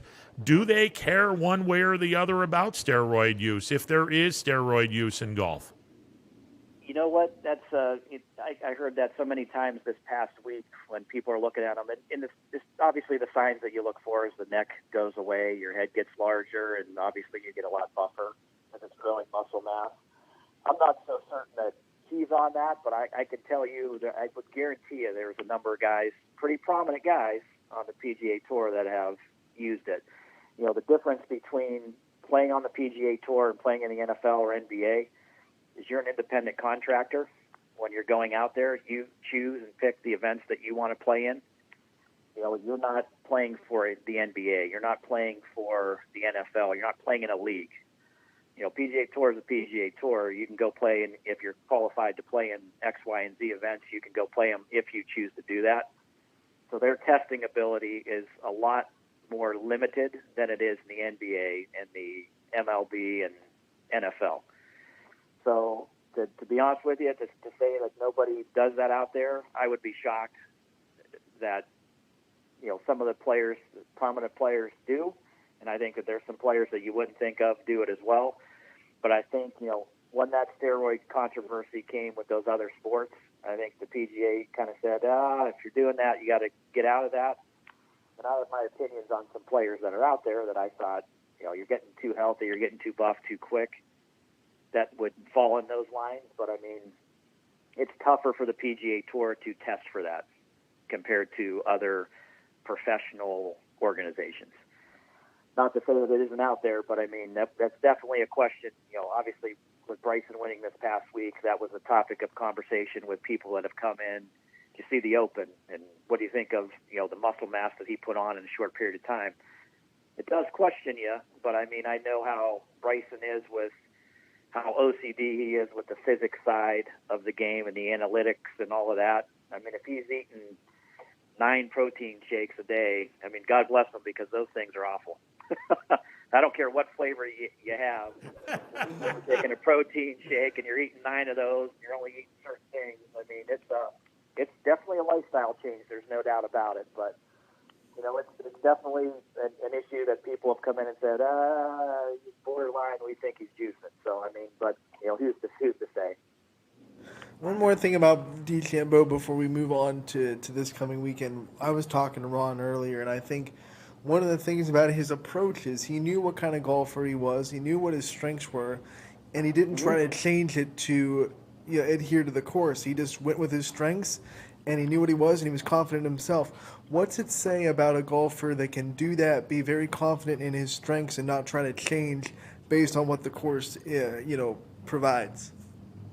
Well, I think, obviously finishing under par makes him an anomaly to everybody, because the emphasis on the U.S. Open historically, back when they started them in the 1900s, late 95 is when it started, somewhere around there, is everybody always put a premium on driving So everybody that goes into that tournament knows that they have to be super accurate. And when you start thinking on the tee, I got to steer the ball and make sure I hit these fairways, where any other PGA Tour event, they just bomb it and go. That's the difference between the other 143 players in the field and Bryson. Bryson basically said, this is another PGA Tour event. I'm just going to bomb it everywhere I go. And the other 143 players were, I got to hit fairways to give myself some good opportunities, which 99% of the time is usually the recipe for playing well in the U.S. Open. Conservative off the tee. You don't have to hit it as far. You can lay back, but you have to have the ball in the fairway. There's a very big premium on driving. Unless you're hitting at 354, and then you've got 9-iron from 160, and you can fly it out of ankle-high rough, which he basically did. I mean, if you look at the last couple groups on Saturday and Sunday, I want to say that who's the kid that was tied with him or going into the Wolf. Wolf. Yeah. I think he hit 2 fairways on Saturday. So, I mean, you look at 2 fairways, you're looking at 76 to 80.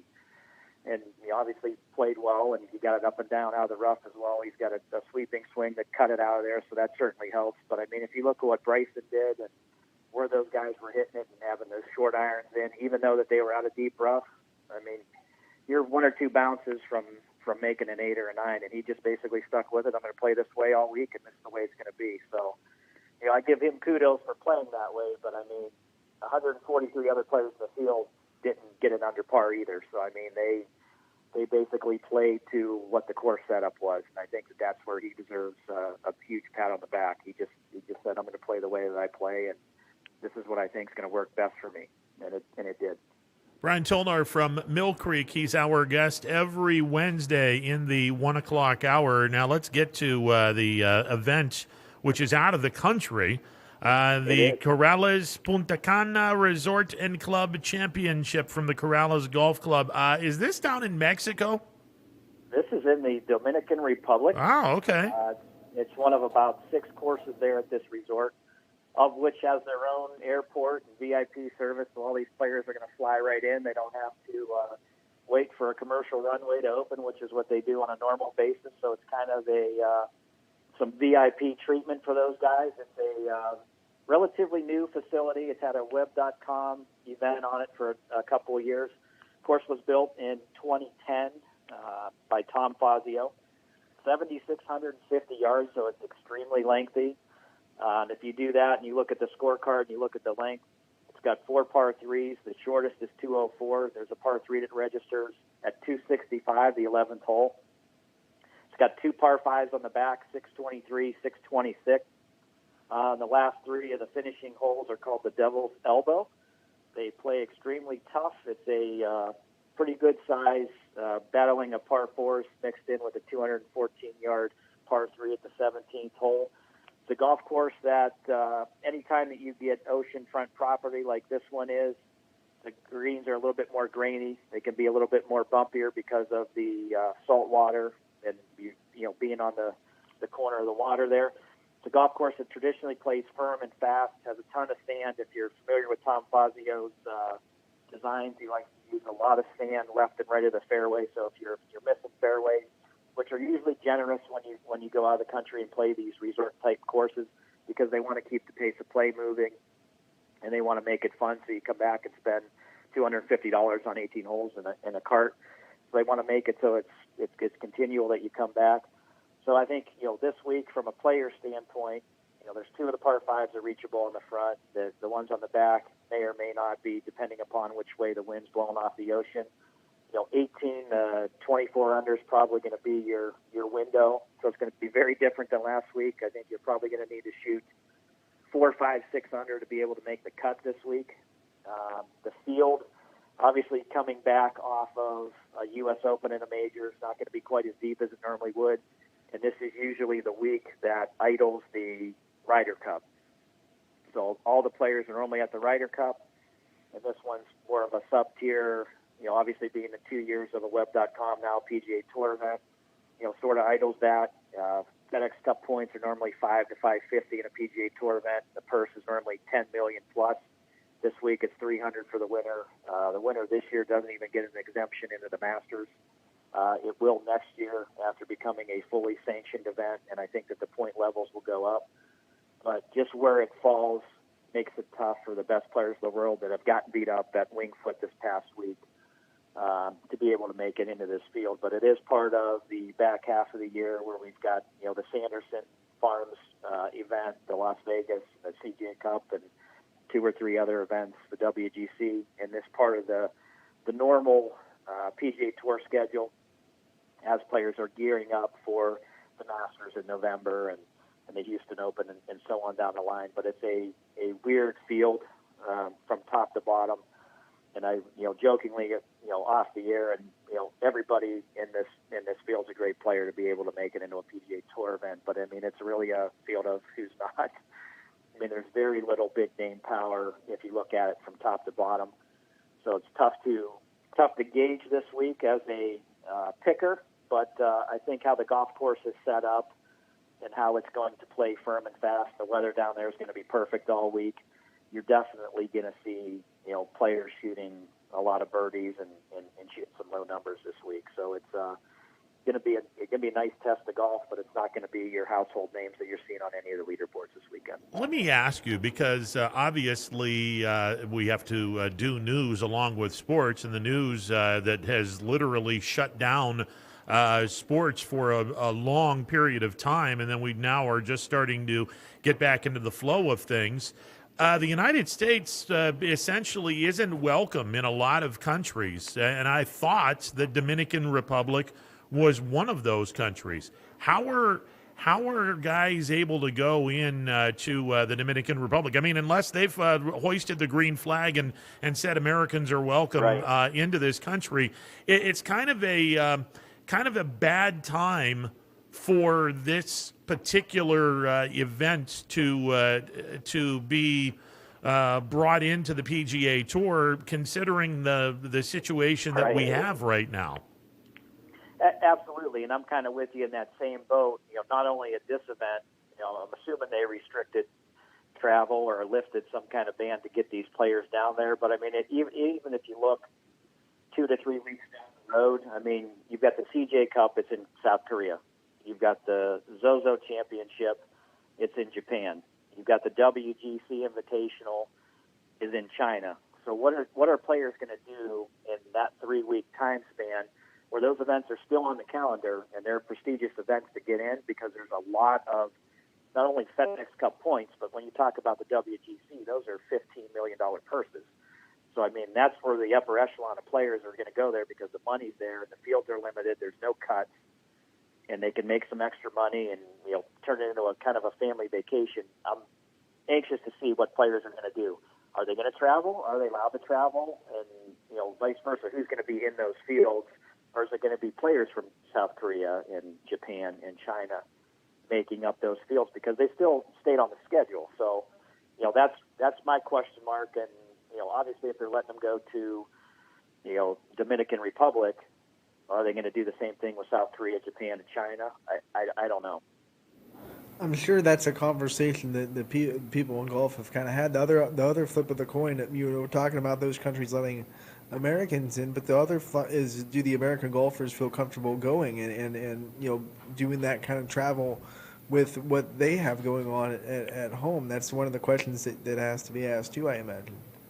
Oh, 100%. I mean, if I'm American going to those and knowing, where the COVID stuff is around the world, I mean, it would make you think that you want to not travel to those places. I mean, not to be disrespectful to any of them, but I mean, just being respectful of, there is a disease that's killing people out there.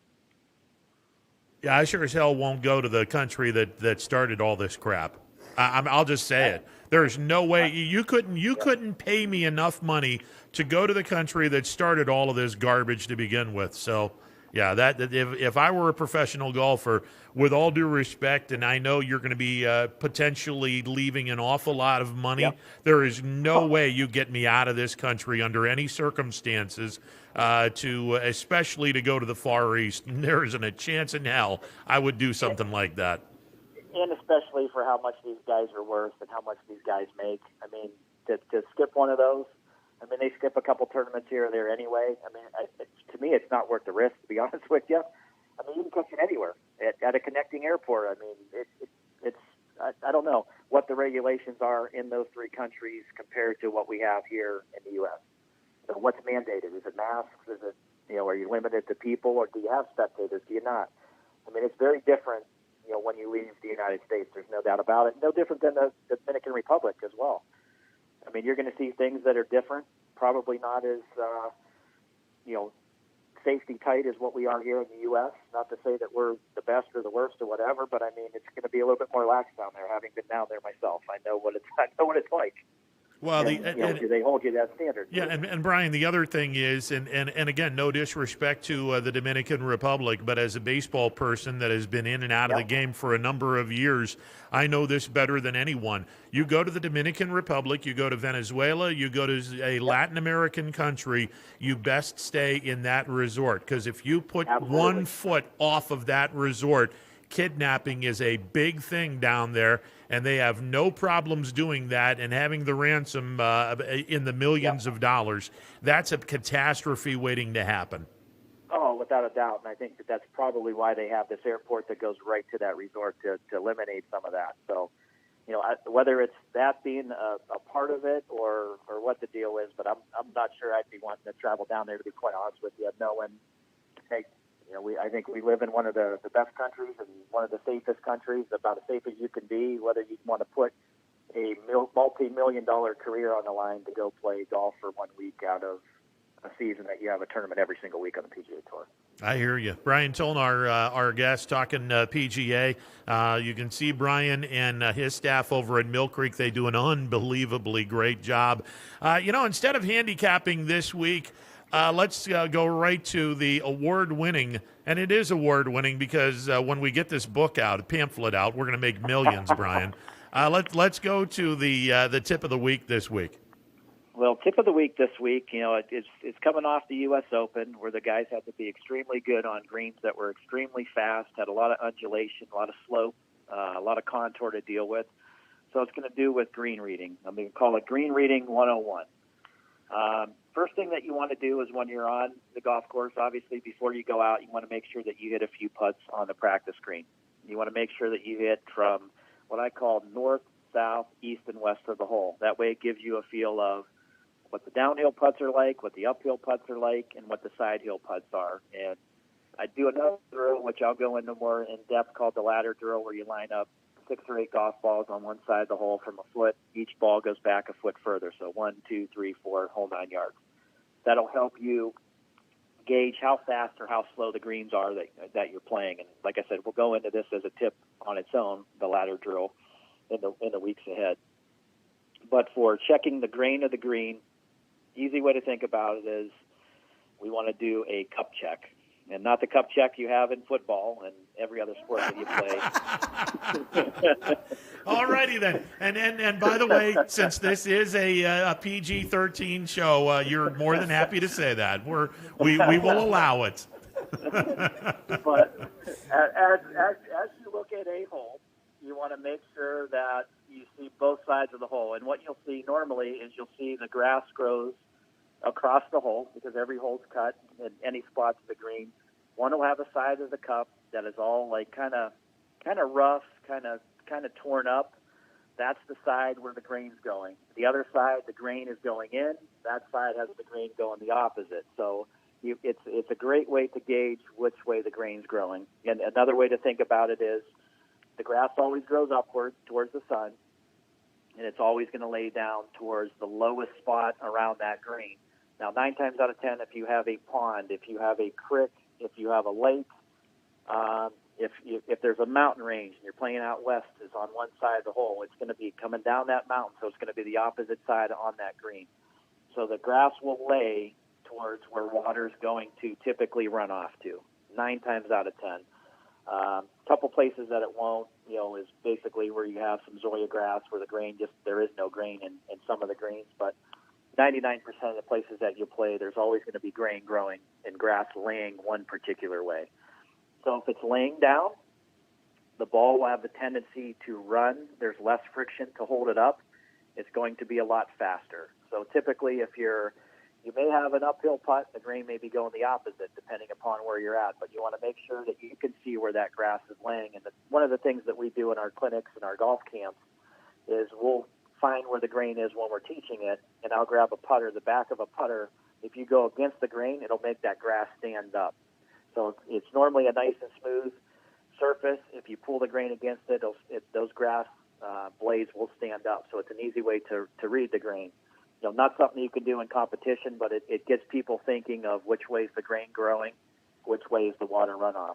If you're putting into the grain, it has the tendency of being a little bit slower because you're going into those edges of the grass sticking up. So those putts are going to have the tendency of being a little bit more bumpier and a little bit more slower. Easy way to think about it is if I take a 5-gallon bucket, I dump an entire bucket of water right on the hole, and you'll see which way the water is going to run. That's which way the grass is going to go. So your faster putts will have the tendency of having more break to them because there's less resistance, because you're going on the top, going away on that grain, and it's not going to stop as quickly. The slower putts are going to be the ones that are into the grain where there's more resistance and the ball has the opportunity to bounce, jump, and hop. So there's going to be less break played on those. The slower the greens, the less break. The quicker the greens, the more break that you're going to play because the ball's going to run and break a lot quicker. Gravity's always going to pull it to that low spot. So the biggest key is, number one, in green reading, which way is the grain going on the green? If we can figure that aspect of lining up your putt, every putt's going to have a putt that goes left to right, right to left, uphill and downhill. I tell everybody it's like looking at a compass. You're going to have that. It's a matter of standing on which side of the green that the north putt is, the south putt is, east and west. But the grain is really going to dictate which direction that's going to go. And the players, you'll see them with their players' books. Basically, they have a computer layout of basically a green gridded off like you would see on EA Sports or Nintendo Wii when you're putting on any of these games, or Golden Tee, where you can see the slope and contour. They have that on paper in these books, and that's what, obviously the USGA and PGA Tour are trying to ban those because they help the players, but still you have to hit the putt at the speed to get it to go that way. But it's calculating the grain and the slope and the whole 9 yards. But we as players that play on a weekend or a weekly basis don't have that luxury, so you have to look for other things. And we don't have the yardage books and the green charts that the players have, so we have to look for which way is the water running off the green if we were to dump a bucket of water, and it's always going to be to that lower place, a creek, a lake, a hazard, a stream, because the water's trying to get to the lowest point, and that's why I use the bucket analogy of dumping it on the hole, because it'll tell you everything that you need to know. Where it's going down the hill, and if you're putting up that, you're into the grain and it's slow. Where it's going away and you're putting down that, it's going to be a lot faster. So faster greens, more break. Slower greens, less break. Okay, now here's the smart-ass version of what you just said.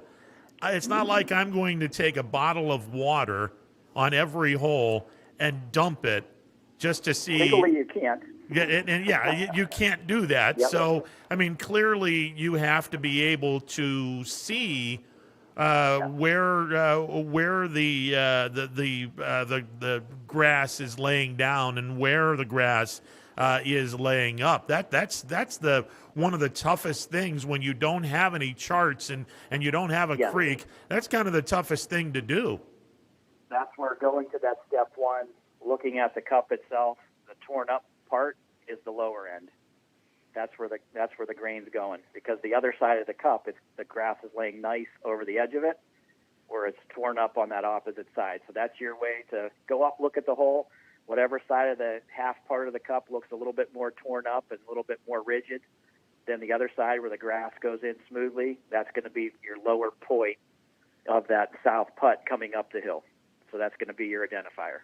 Absolutely.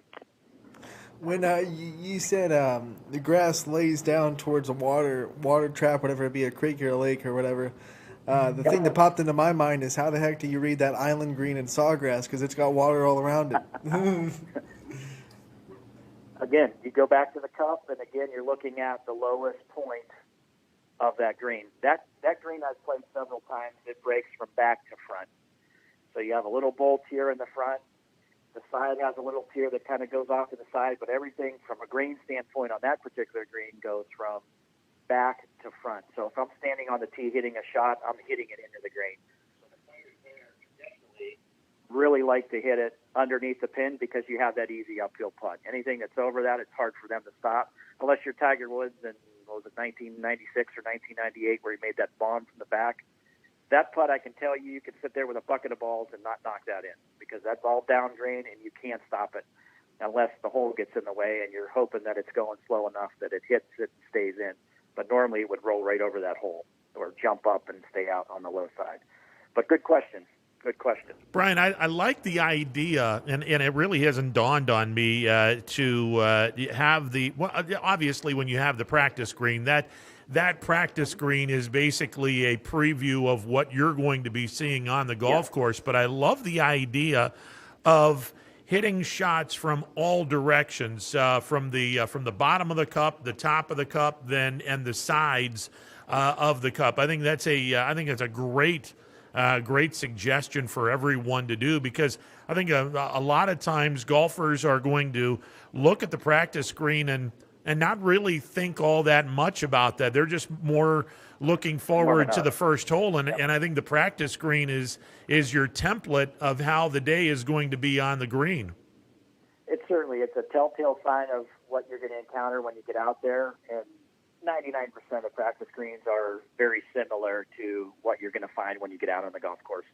So it is very important, and obviously that ladder drill and what I call the compass drill, north, south, east, and west, is a great way to not only practice, and it's something that we really encourage when we do golf schools, because it gives you that feel of, I know what my 3-footer downhill is going to be, and it's going to be a lot different than that 3-footer uphill into the green, that I'm putting really towards the back of the hole. As I'm coming down to the hill, I tell everybody you want to putt towards the front edge of the hole. So it's just crawling over. So it has enough speed. If it misses, you're only going to go about a foot by. Where the bottom putt coming up, you want to putt to the back of the hole because you have to have enough speed to get it to the front edge. So I think that that's vitally important. And another thing with the speed and the grain, those east and west putts are going to tell you how fast and how much you have to play it outside the hole from 3 feet when you do get on the golf course. And now maybe you have a 10-footer from east where it's breaking right to left towards the hole. Maybe I played it 4 or 5 inches as opposed to 1 or 2 that I did on the practice green. Brian, that's a very tasty little bit of advice, and it'll go good toward the end of our pamphlet.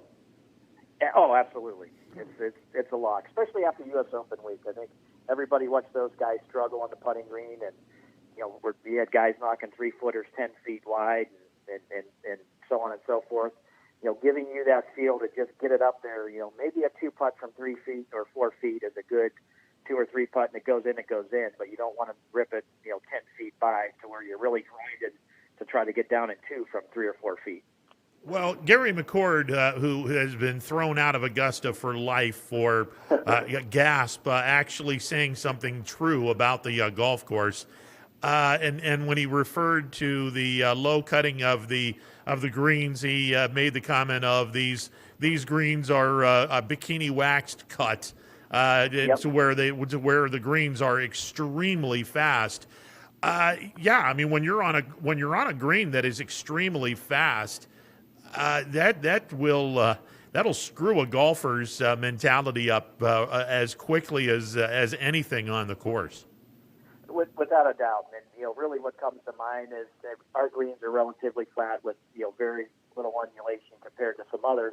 The 8th hole at Yankee Run, that little par 3, if you hit it above that pin, you're lucky to keep that first putt on the green. So I mean, having the ability to read that right and hit it with the right amount of speed will leave you a 3 to 5 footer as opposed to having to chip it. So I mean, I think I forget what they call that hole. Death Valley or something like that, but I mean it has some severe slope from back to front.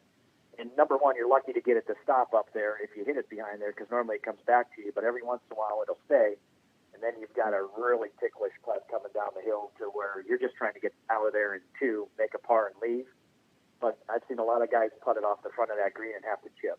So I mean it's a big difference and a big deal, knowing which way the green's growing and knowing how fast that putt's going to be coming down that slope. And it kind of reminds me, being a kid in northern Columbiana County, there's a golf course owned by Ted and Marianne Ossoff Valley, and on the second hole, a very nice par 3, but if you get that ball above the pin, that bad boy's coming back down.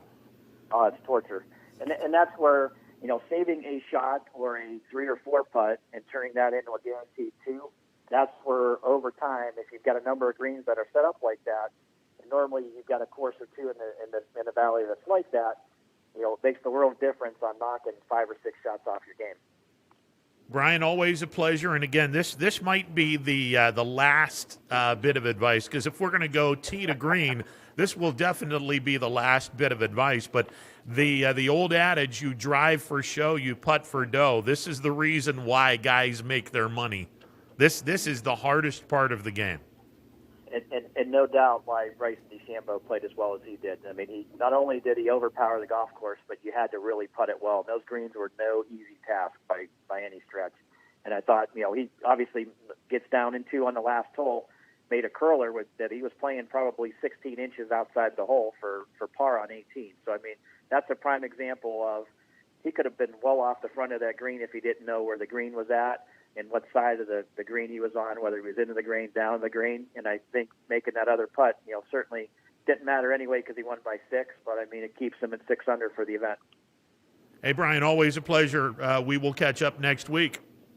You got it. Have a great week, guys. All righty. Brian Tolnar from Mill Creek, our PGA conversation. That was fun. Yeah, it was fun. It was fun. I brought up that Sawgrass Island green. I remember my youthful days playing like the Tiger Woods video game. Yeah. And I hated that hole. It's water everywhere. He said, I mean, the video games are very accurate on the greens and what they look like, and he said it's back to front. So on the game, even you want to put it short of the green, well, short on the green, so you don't have that. But you miss it all the time. It's if you do too short, you go off and it rolls off the green. Yeah, exactly. You can't put it too short, like you said, because it'll trickle off and then go right into the water. But you can't put it. You can damn near put it near the hole, but even then, you might still trickle away from the hole. Probably one of the most iconic images in golf. Oh, is no that question. Island green. I mean, yeah, that is a great and challenging thing. And for someone like me, who if you put a hazard in front of me, I'm so mind numbed. At that point, the ball goes into the hazard. Doesn't matter. I geeked out because he said he got to play it a couple of times. I was like, "Oh, you lucky dog." Yeah, and the other thing, and again, obviously, we don't want to disrespect any country that happens. Well, you already lost our Chinese viewership. Well, look, and I could care less at that point. You guys started all this mess. Our fans in China, they just signed out. Yeah, screw them. Look. I mean, they're the ones that started this mess. You couldn't pay me any money to go over there right now.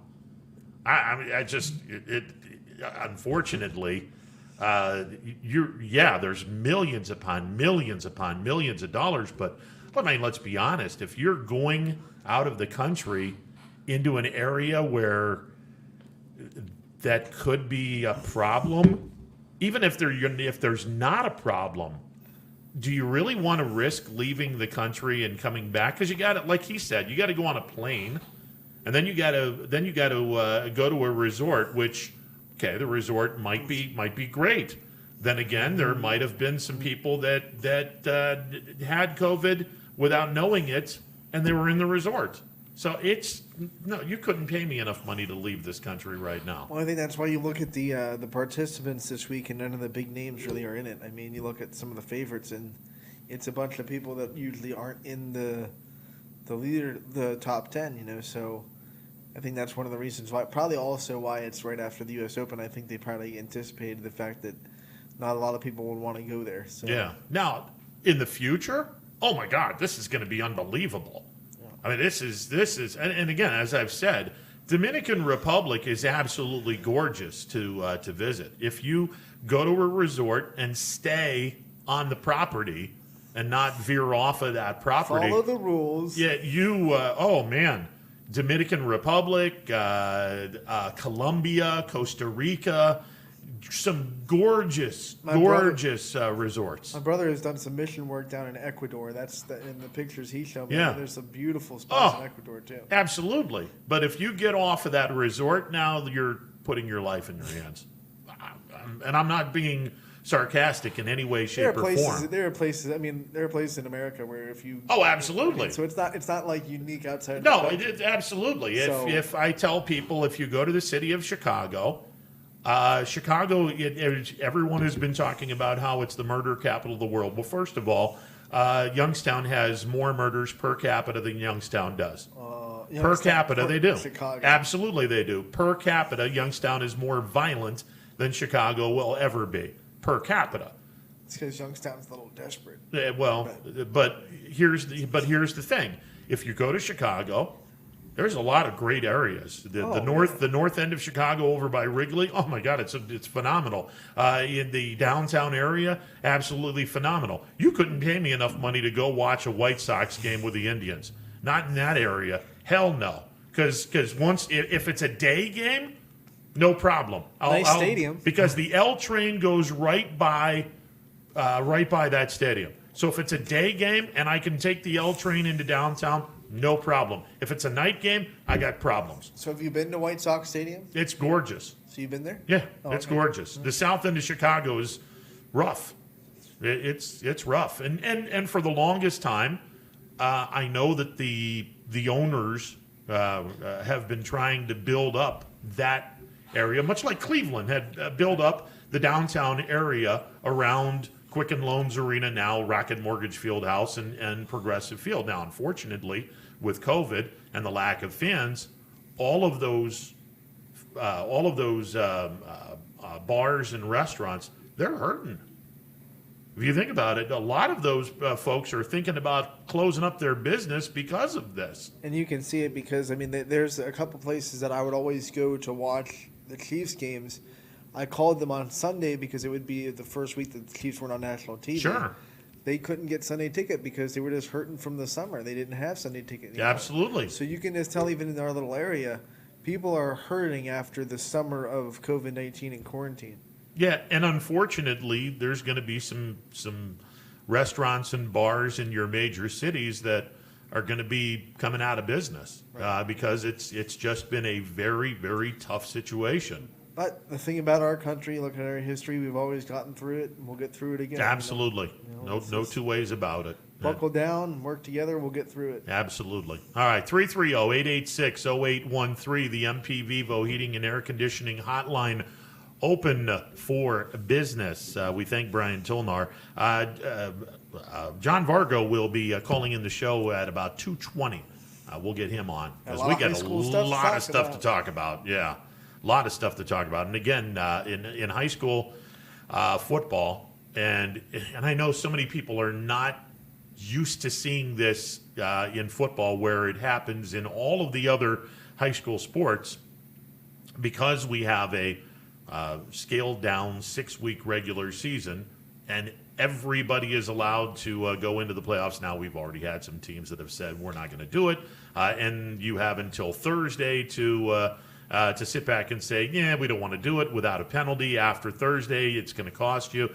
Next week, you're going to have the brackets, coaches starting to throw down the seeds in each of their prospective teams in the region.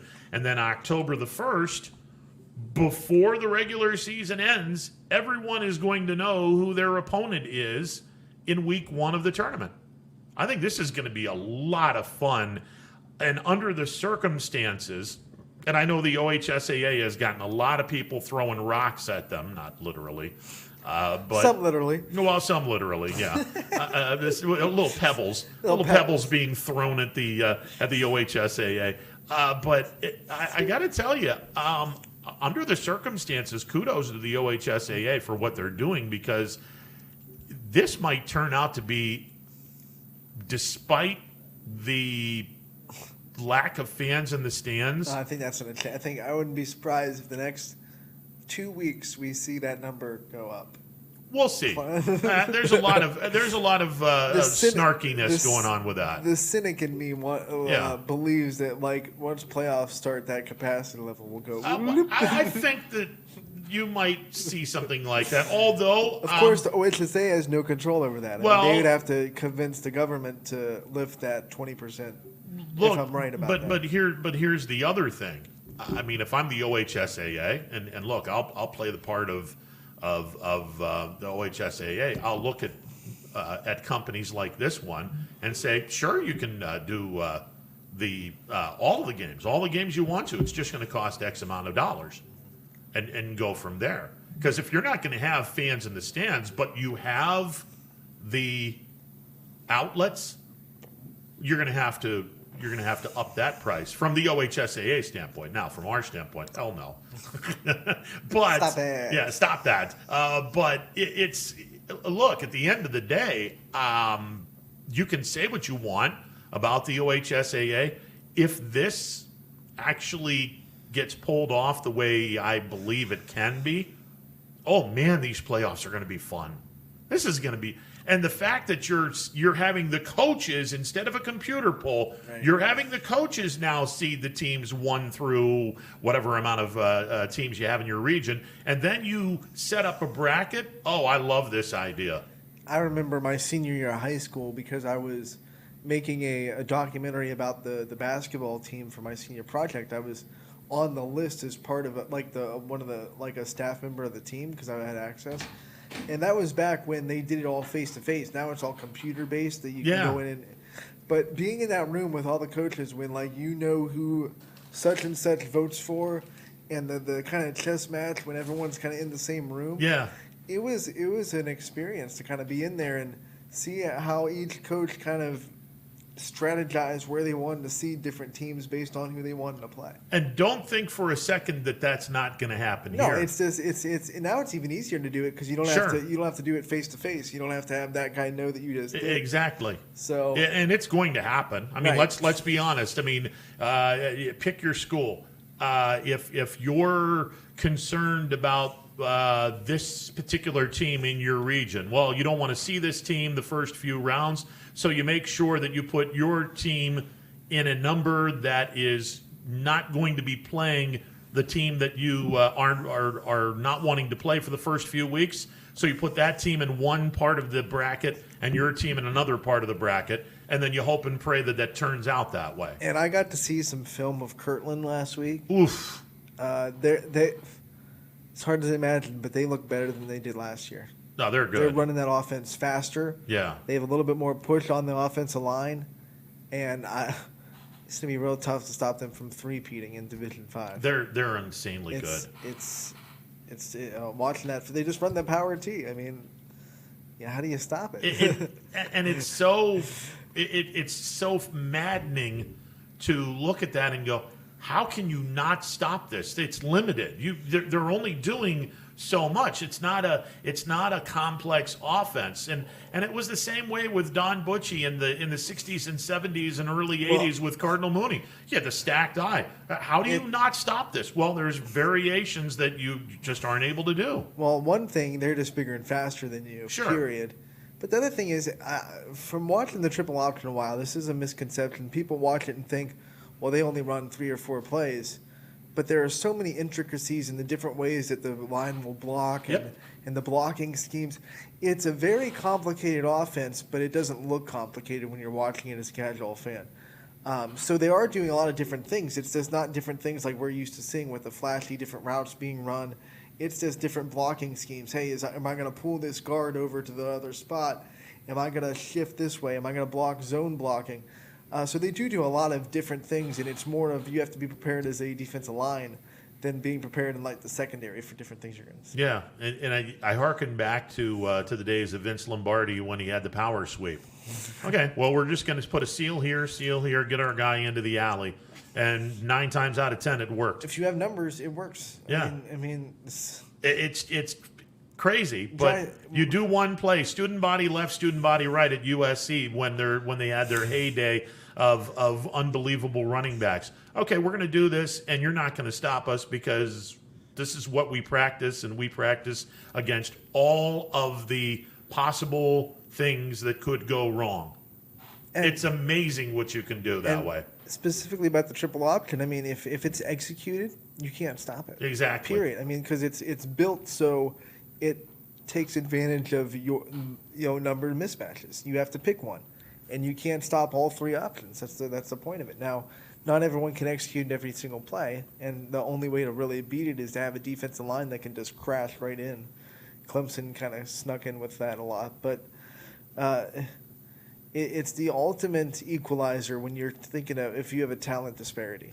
The other thing Which is that, fun. and the other thing that, and I don't suggest doing it all the time because you're going to get burned pretty quickly by doing that. But I love the defensive-minded coaches that aren't afraid. Oh, you're going to do your triple option? Let me put 11 guys on the box right now. That's what Paul Johnson had, weapons like Demaryius Thomas, Darren Waller. Yeah. That if you did that, exactly. And you don't do that all the time because if you do, you're going to get destroyed even quicker than a normal circumstance. But if you disguise your coverage, oh, they're looking like 11 in the box. Well, I'm going to now check off and throw the ball, and everyone now just jumps back. You can have some fun with this. And that's when that's when the coach would give them the run pass option. The quarterback would roll out, see that everyone dropped back, and and then just take off. Right. It's a fascinating and look. I mean, Kirtland's been doing this for years. I wish more mid-level college teams would run it, like the ones that are in the middle of a conference, like a Power 5 conference that may have a talent disparity of the guys at the top. I wish they would take a chance on a triple option offense because it's the ultimate equalizer in a talent disparity. So maybe like your Purdue's or your Illinois or your Syracuse or pick a maybe Kansas State, someone like that has a little bit of a talent disparity, but not to the extent they still get athletes to run. I wish more colleges would kind of take a chance on it. It would be interesting to see, but then you would you'd have a problem with recruiting then because it's not a National Football League. The one thing about it is you are stuck with it for a while because once you instill that offense, it's hard to go back to the other way. Exactly. So, let's get to the phone lines. You're on the MP Vivo Heating and Air Conditioning Hotline. What's going on? Hello. Maybe he thought we weren't. Yeah, we're dropping. Okay. Sorry, bud. Yeah, sorry about that. Got to be a little patient. Yeah, that's especially when we're hold your water. Yeah, especially when we're talking about the different stuff. I mean, look, the one, and I agree with what you're saying. Especially if you're if you want to really have a fun time with, in today's game you have the cookie cutters offense where everyone's doing the same thing. If you do something completely different, do you know how hard it is to prepare for this team? And then I want to look at the week after and the record of the team the week after facing where you've had all week to prepare for this team, and then you got to come back and work the cookie cutter team that you're going up against. Anyone in the ACC, how hard it was to just try to prepare for the triple option. You can't practice cut blocks in practice. You can't do that. And you can't do it at the speed the other team is doing it because you can't ask your practice squad to execute it at that level. So it's really hard to prepare for. A lot of teams just had all throughout the season will devote one day to guarding the triple option because there's just no other way to do it. You can't just have 1 week, hey, we're going to prepare for this team. And a lot of teams actually went in and prepared for it in the spring with their spring camps. They would have inter-squad, and they would bring teams that also have Georgia Tech on their schedule to scrimmage them and they trade minds. I mean, I think Georgia practiced with Virginia Tech because Georgia knew they would have to play the triple option. They knew Virginia Tech did it every season. So it was interesting to see the flip side on how teams tried to prepare for it. Because Navy runs it. Yeah. And when you play Navy, I know Notre Dame struggles the next week after they play Navy because, again, it's so hard to prepare for this particular. And then, just imagine, you take that Navy offense, but then you put Power 5 athletes in it. Maybe their talent isn't where it is at Clemson. Yeah. But there's a talent disparity between Navy and a Kansas State, sure. Navy and a Oregon State, Navy. You know what I mean? So. You put those kind of athletes in that kind of offense, it helps you compete with teams that are a little bit more talented. No question. And this all goes back to Kirtland.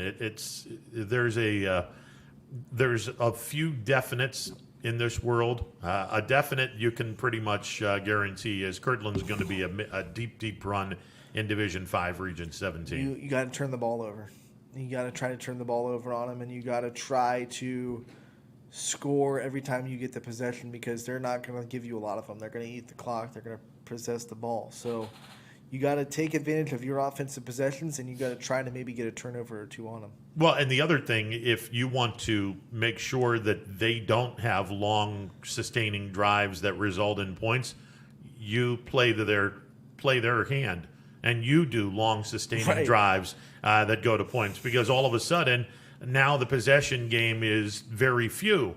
And if you're able to keep that defense on the field for 5-6 minutes at a time, chances are your defense is going to be a lot fresher. Now, if it's a battle of we're going to have the ball for 6 minutes and score, then you guys are going to have the ball for 5 or 6 minutes and score. Okay, now it comes down to who has the ball last.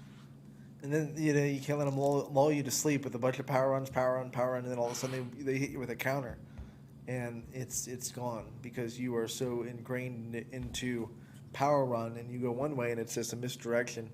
And that kid goes to the end zone untouched for 60 yards. And this is where I would love, and maybe in the next week or so, when the coaches have an opportunity to vote, and I'm sure nobody's going to flat out say who they're going to vote for the top seed, but I would love to at least have some of the coaches in the area, when you're going up against an absolute monster in your region, and everyone knows they're the best team in the region, how you want to approach putting your team away from that team as much as possible.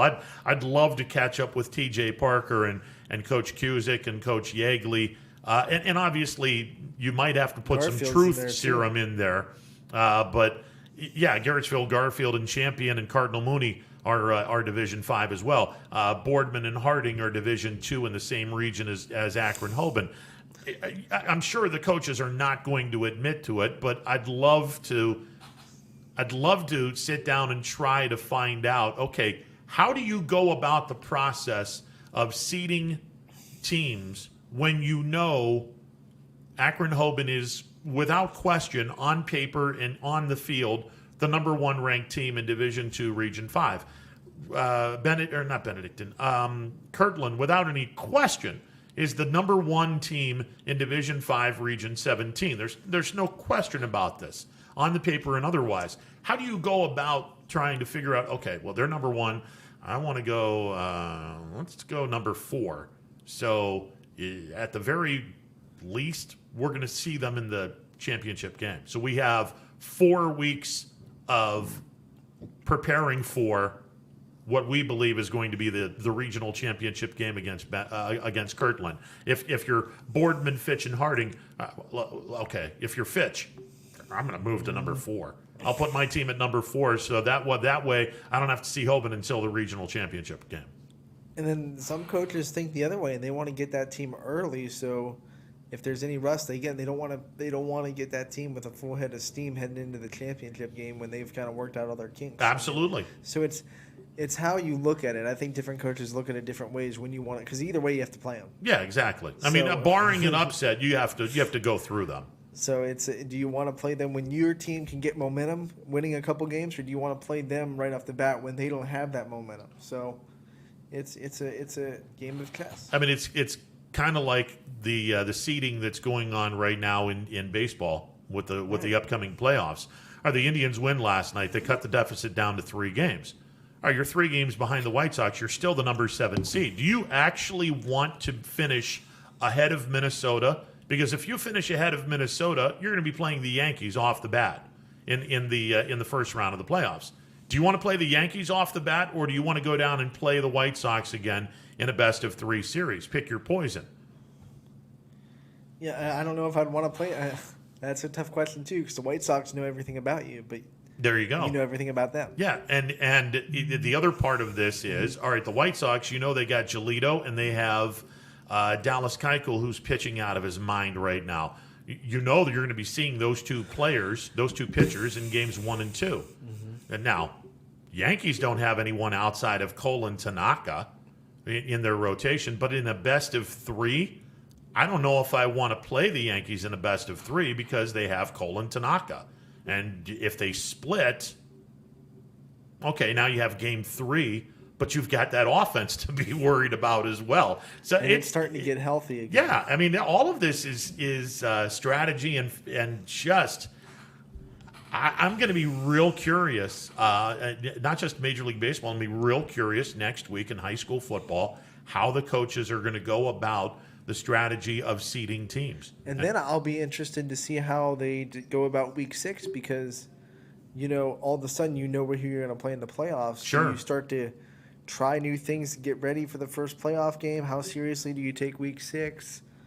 It'll be fun to see how they handle Week 6 regarding to how they handle the first playoff game. Well, and the other part of this is, there are going to be some teams that are going to get a bye in the first week.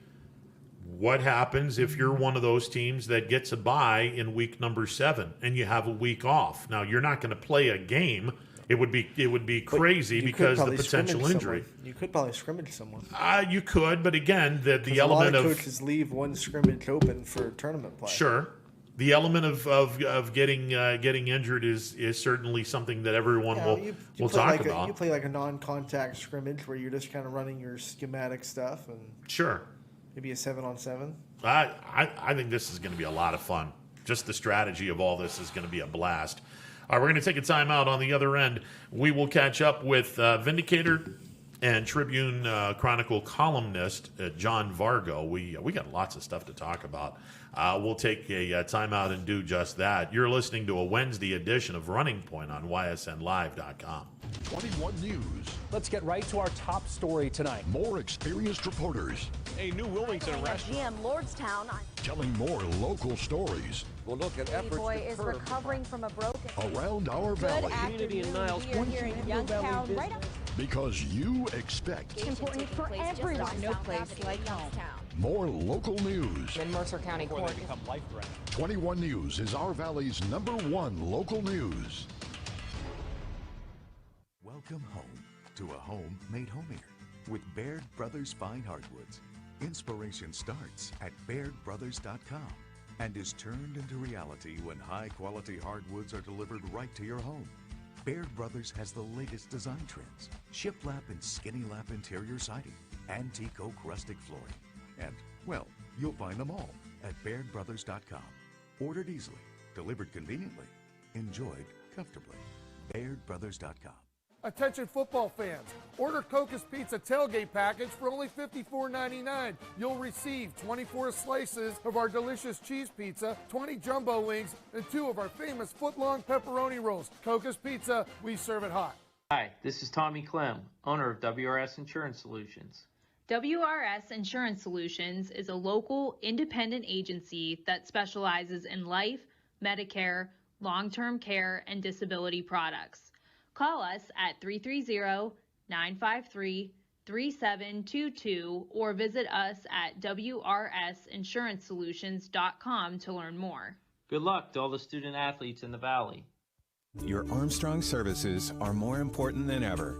There are more and more connected devices in the home these days. To get the most out of your experience, you need a network that is always getting better. You deserve superior performance, and that's what Armstrong offers every day. Whether you're working from home, enjoying your favorite content together, or simply catching up while apart, count on Armstrong to keep you connected to what matters most.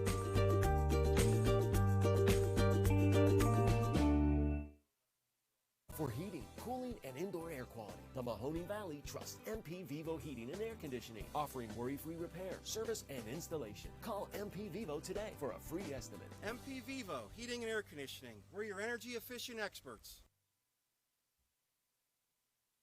Hello, I'm Greg Burbick with G. Burbick Farms. For the last 100 years, my family has farmed in Columbiana and Mahoning counties. I began raising cattle in 1996 with the goal of providing a better product for you and your family on the dinner table. Our grass-fed and grain-supplemented Black Angus beef are raised with no hormones, steroids, or antibiotics. We're known for our hometown-friendly service and incredible tasting products. We're locally owned and have customers across the tri-state area. Our products go from our farm to your family. Stop by our farm on New Buffalo Road or visit us on the web at gburbickfarms.com. Don't forget to like us on Facebook. G. Burbick Farms, it just tastes better.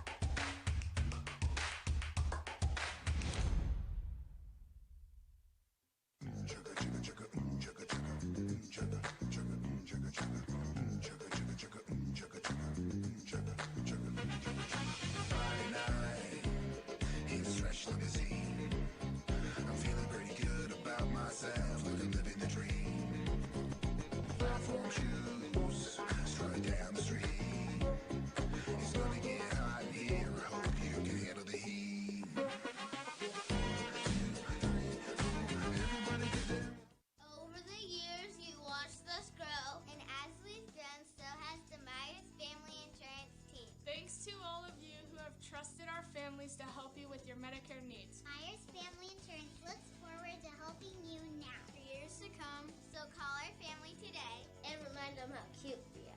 Myers Family Insurance continues to be the area's resource for all your Medicare and retirement needs. Call today, 330-286-3044. Welcome back to a Wednesday edition of Running Points on ysnlive.com. Ron Potesta with you. Anthony Hartwig is he's in camouflage, so you can only hear him. I'm just saying. He's heard but not seen today. I am the invisible man. Yeah, he's the invisible man today in his camouflage Chiefs gear. Invisible, albeit, but you hear him on our MP Vivo Heating and Air Conditioning hotline. He is Vindicator / Tribune Chronicle columnist John Vargo. John, how are you today, sir? Good. How you guys doing today? I'm doing wonderful. Before we get into some high school football, you and I were talking off the air. Your fantasy football league team took a beating over the weekend. That's this is the 1,754,685th reason why I do not play fantasy sports in terms of in just watching sports. I'd rather just watch it. I'm there with you, John. I mean, I had Deshaun Watson, and I benched him because I knew he wouldn't play well against the Ravens. And my other quarterback was Jimmy G. He had such a good first half, and then all of a sudden I see at halftime he's out for the rest of the game. I got demolished. Oh, yeah. See, I had Le'Veon Bell, and, I had to find somebody for him, but I said, okay, Benny Snell had a good week, so I get him. What does he get me? -2 points, It's like, so I'm scrambling looking for, a couple running backs. I have about 12 transactions out there trying to get somebody for this week, so I'll find out tomorrow what I got. So, but holy cow, it's. I feel that's going to be like a recurring process throughout this whole season, trying to find somebody off the waiver wire, and who can find the best players off the waiver wire and make them fit into certain weeks is probably going to end up winning our league. All I know is anyone that picked Josh Allen, you get the gold star because right now he's having a great year.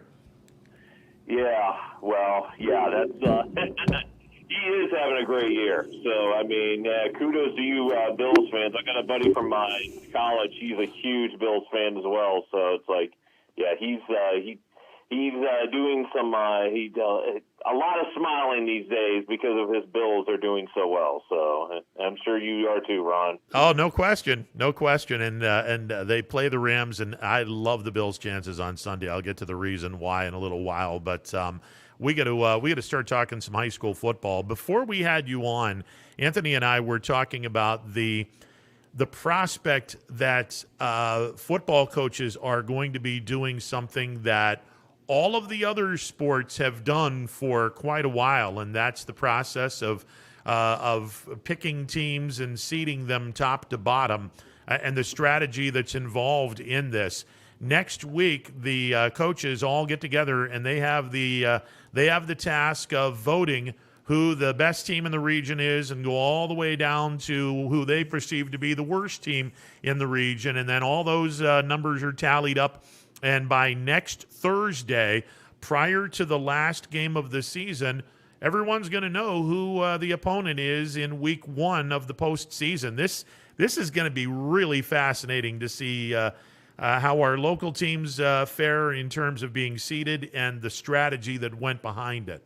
As you said, other sports have done this. And before I came to the Tribune, I worked at a twice-a-week paper in Willard, Ohio, and I was privy to be on a Sunday afternoon with a bunch of basketball coaches in a classroom, and it was neat to see the jockeying that went on there. And unfortunately, they won't have that chance this year because, I'd love to be a fly on the wall this year if they, if all things were still normal, but we wouldn't have this, it's like, but I mean, to have, to see the coaches just live, trying to, barter with each other and just try to see who's what, it's like, because I think that would be just good entertainment, just to watch that happen. Well, and we were speculating. I mean, look, Hoban, there's no question they're the number one team, and they're the best team not only in the state of Ohio, regardless of division.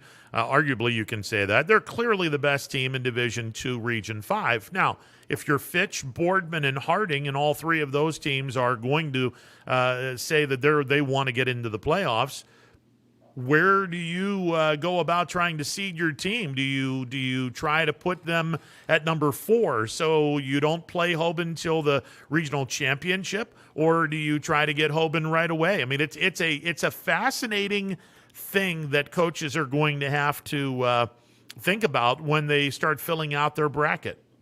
Well, I mean, you saw Hoban come in with 3 games in the regular season, Ron, this year. I mean, that's all they had, and they had to pick up games that didn't even count in the standings, but still, they're Akron Hoban. I mean, and if you're your team, and I would probably put them off as long as I could, try to get them in the regional final, and then hopefully by that time my team's a lot better, it's like, and can make a good push at them because, trust me, Massillon's made 2 good pushes, and 2 good Massillon teams have faced them in the state finals the last couple of years. So it's like it's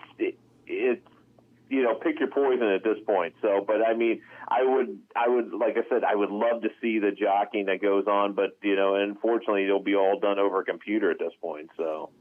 Do you think, let's talk like Division 5, Division 17. Kirtland's obviously the monster in that one. We were talking coaches will either want to face them first week of the playoffs when they can try to catch them a little bit sleeping, or they want to play them later in the playoffs when their own team has a little bit momentum, winning a couple games. What do you think the different mindsets of that are? Do you think more teams want to play Kirtland right off the bat, or do they want to play them later in the playoffs? Well, that is probably a different scenario than playing in Akron Hoban, because you can see, and Kirtland, to their credit, has upscheduled this year. I mean, they're playing the Solons, and they're playing different teams on their schedule that they normally wouldn't in this time of year, and they faced Shaker Heights. Obviously, the last 2 games were league games. They just blew the heck out of Cardinal Grand Valley. But, I mean, they have the solid base coming in for these 6 games. If I were a team, say a South Range or Garfield, I might have a different approach. I might just try to see if I can get them right off the bat, and see if I can get them, maybe in week 1 instead of week 3 when they start gaining momentum, because they're one of those teams. Unlike Hoban just has that strong, presence, all the time. Kirtland just keeps gaining and gaining. Sort of like, your Coldwaters, your Maria Stein, Marion locals. I mean, they just become a tougher out, as the playoffs go along. Well, the other part of the equation is there's going to be some teams that are going to get a bye if you're seeded high enough. So for those teams, and we have some local teams that are going to be candidates to have that bye in week number 7. Standing idle has its advantages and disadvantages, especially if you're banged up. Well, you can use that week to heal up and get the playoff push going. But if you're completely healthy and you're on a roll, the worst thing is to be idle, where you could be flatter than a pancake your first round in the playoffs and wind up getting beat.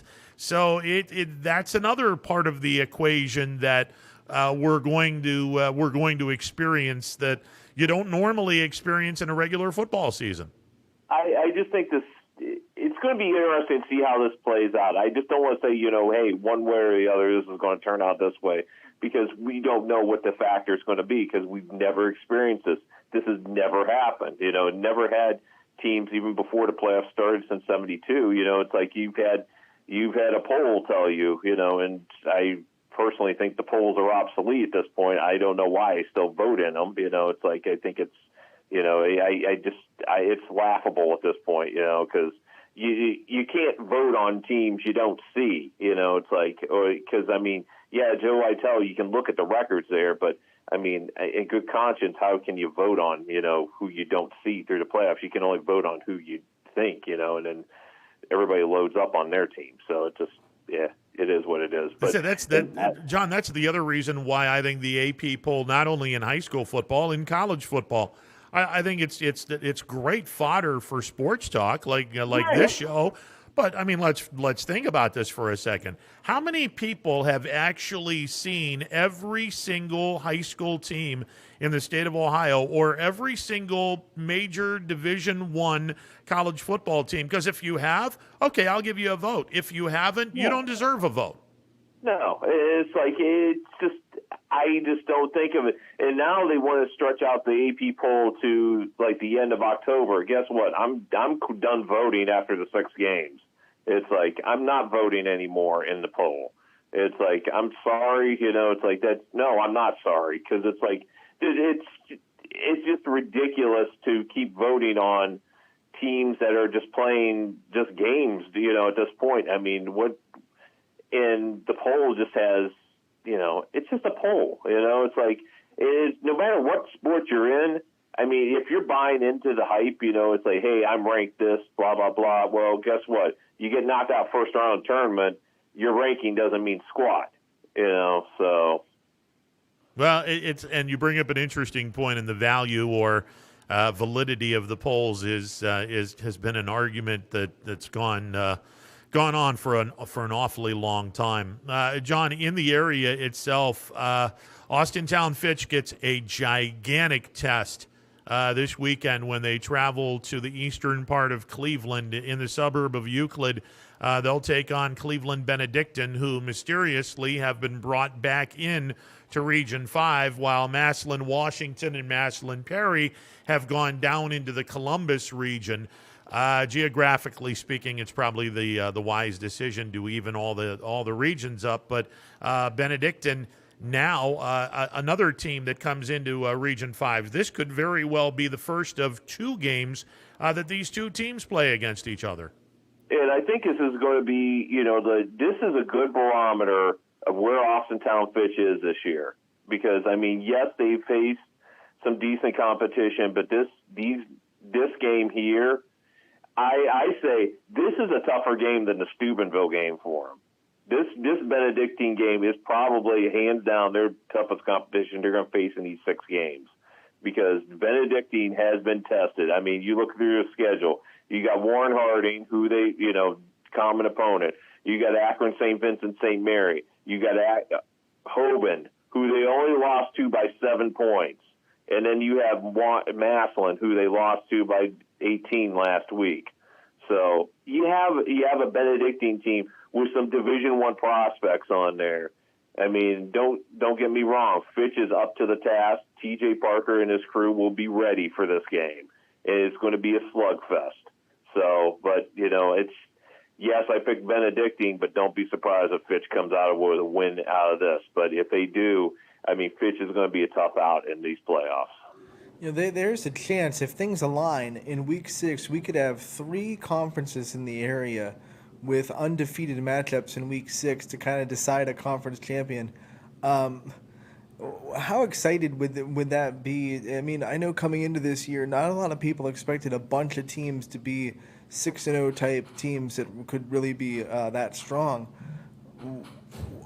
Have teams kind of exceeded expectations this year with how many teams are really playing well? Well, Anthony, I don't know if the expectations as far as the reality of things have been, you know, it's like, because I'll be honest with you, I've been horrible in my high school picks this year because nothing has really made sense, because usually by week 2 or 3, you figure out where these teams are. Well, without a preseason, without scrimmages, it's hard to say where these teams are, even by, week 4 right now, because, I mean, obviously Canfield's a really good team. Hubbard's a really good team. South Range, and when Hubbard and South Range play in week 6 for that NE8 title, I mean, that's going to be a really good game. It's like I just see a lot of teams being able to, still trying to get, muddle their way through that, by now they would have a good, succinct, impression of where they are and what they need to do. So, John, let me ask you to put on an AD's hat for a second, because I had John Mang on prior to the start of the season, and we were talking about the fact that the officiating in this area, which already has a shortage, there were a number of officials that decided that they would not officiate this year because of the COVID concerns. So when you start going into the postseason, some of these officials are going to be promoted into the playoffs. There are going to be some teams that want to finish out the regular season once they are bounced from the playoffs, or teams like Matthews and Sebring and East Palestine and Waterloo and Southington, Chalker, that have decided we're not going to participate in the playoffs. We're just going to play week 7 and so on as a regular season. If you're an AD, knowing that the officials are going to be pretty much doing playoff games Friday and Saturday, right, and the fact that everyone's going to be paying more attention to the playoff games than a meaningless regular season game, do you try to tell your football coach and the team, hey, we're not going to play on Friday or Saturday, we're going to play middle of the week? Maybe we play on a Wednesday, maybe we play on a Thursday to try to separate ourselves and get a little more coverage for our team. Do you buy into that premise, John? Yeah, no, not at all, because, I mean, if I'm an AD, my head's going to explode, Ron. It's like, because, I mean, you also have to, I mean, not only that, you have your volleyball, you have your golf, you have your soccer. I mean, you have these you have cross country, you have these other sports to think about as well, not only football. And, I know football is, that, but, I mean, you want to try to mess with this. I mean, as much as stuff as ADs have to put up with this year, and you want to try to make a midweek football game for a regular season game that really doesn't mean a whole hill of beans, I mean, yeah, I just don't see that. I mean, honestly, Ron, the first thing I thought of when, this shortage, I remember when my son played AJSL, it's like, and they used to have, parents as officials. I mean, are we going to come down to that? I mean, it's like, just get some parents who have an idea. I mean, it would, nothing would surprise me at this point. It's like, I mean, if you want a game played and everybody's cool with it, it's like a pickup game. It's like, maybe you just want the kids to go out there. Maybe they're just going to play like you and I used to do, climb the fence, on a Sunday afternoon and, put the guys together and, go out and play. Yeah. Yeah. Well, I mean, look, from a perspective of here in Columbiana County in the EOAC, I know Leetonia, everyone plays, everyone in the league except for one team. One team, Leetonia, is not playing their dreaded rival from Columbiana. Obviously, if Leetonia and Columbiana are eliminated, they want to play each other.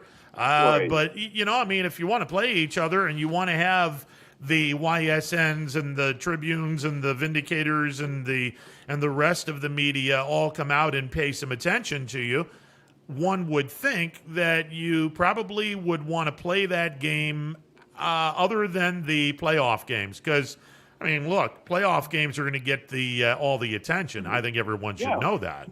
Oh, yeah, because, I mean, honestly, I mean, everybody's stretched thin with their staffs right now, so guess what? Your playoff games are going to get the lion's share of attention. It's like, yeah, you might have a rivalry game, but honestly, it's not going to make any sense when you don't have that. And as not as far as a playoff game, it's like you want to have, let's say, South Range and Hubbard meet for a second time. I mean, I'm sorry, let's say Hubbard and Poland meet in the playoffs. A Division IV matchup. That's going to get a lot more play than, say, maybe a Latonia Columbiana meeting, in a regular season in week 8, so you're going to have to weigh your options, and the playoffs are going to get their first billing, like you said.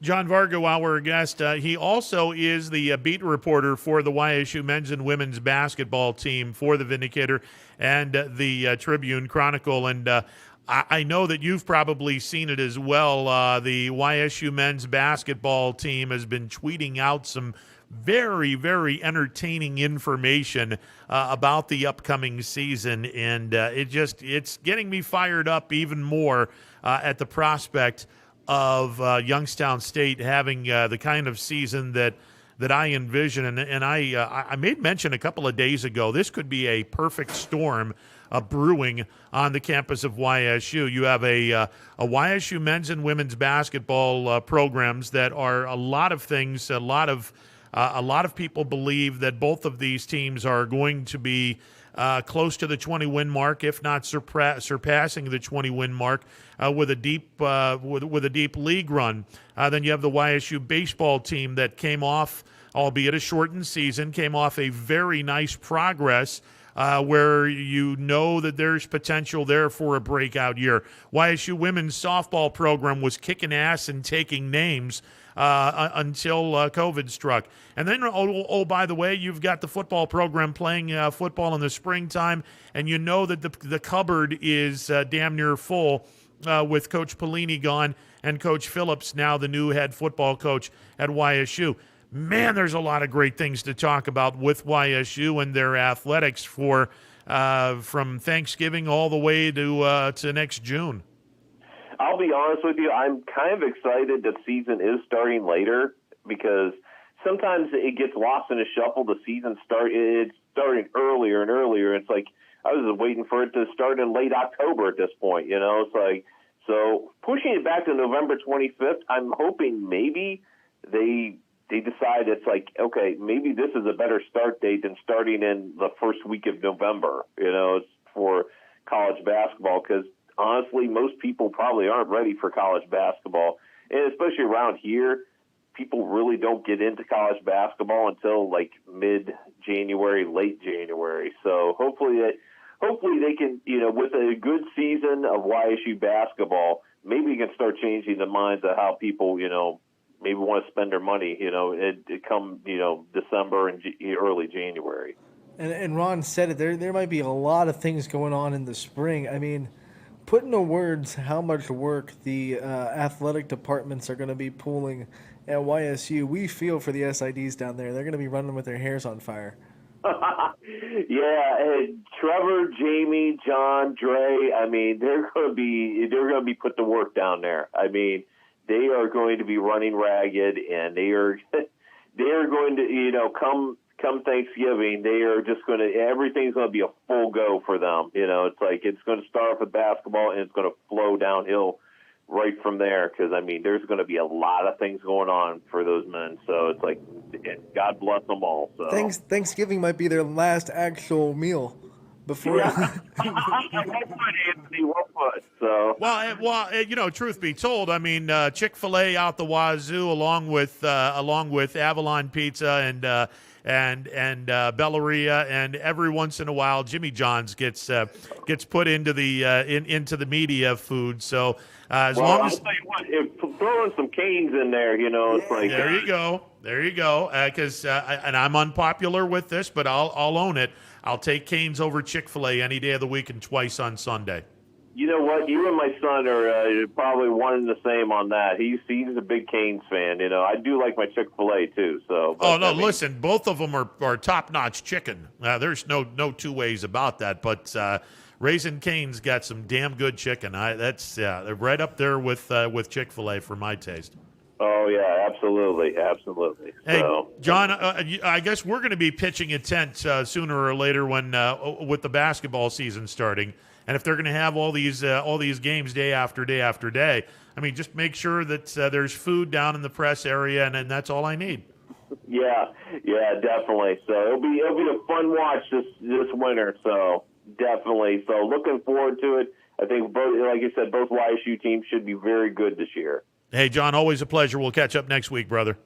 Take care, guys. All right, see ya. John Vargo, he is a columnist in the Vindicator and the Tribune Chronicle. Yeah, the SIDs down there. Holy crap, are they going to be running around, running ragged? Just load up on vitamin C, guys. They already do a lot of work in a normal setting. Oh, yeah. And now, like, you think Jamie Hall, for example, he's going to be the SID of softball, but then football, he's also the SID, so he's going to be doing football in the spring. Yep.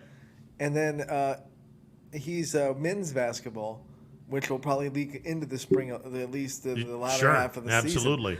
So that's 3 sports that he's going to be responsible for. And you got Dre doing women's basketball, right? And baseball, and Vogel. He's Vogel's doing some stuff as well. I mean, he'll be doing volleyball. So it's like crazy. Woo. Yeah, this is Buckle up your going to chin be straps, everybody. Absolutely nuts. Order some food, and there's your lunch and dinner, because y'all are going to be chained to your respective office.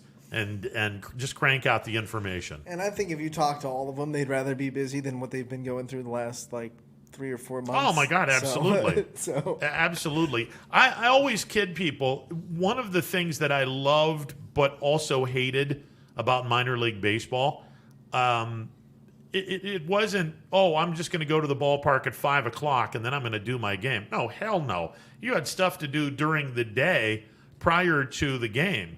So I would be in the office at 9 o'clock on home games, and if I was coming off the road, maybe 11 o'clock, but still you're there until an hour after the last out was made. So think about this.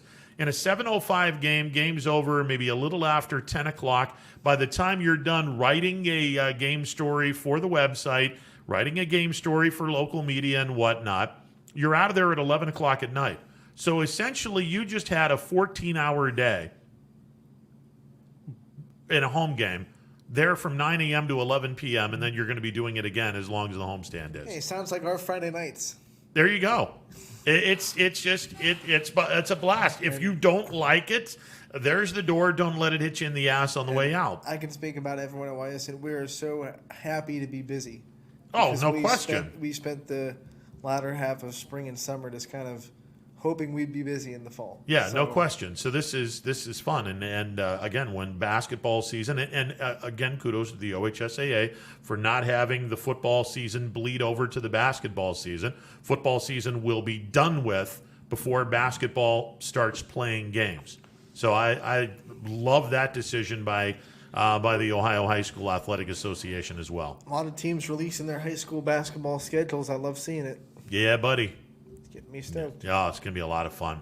I'll take a time out back on the other side to put a bow on this Wednesday edition of Running Point on ysnlive.com. No matter what the weather, be prepared with a reliable, efficient Rude gas furnace or air conditioner from MP Vivo Heating and Air Conditioning. Call your energy-efficient expert, MP Vivo, today for a free estimate.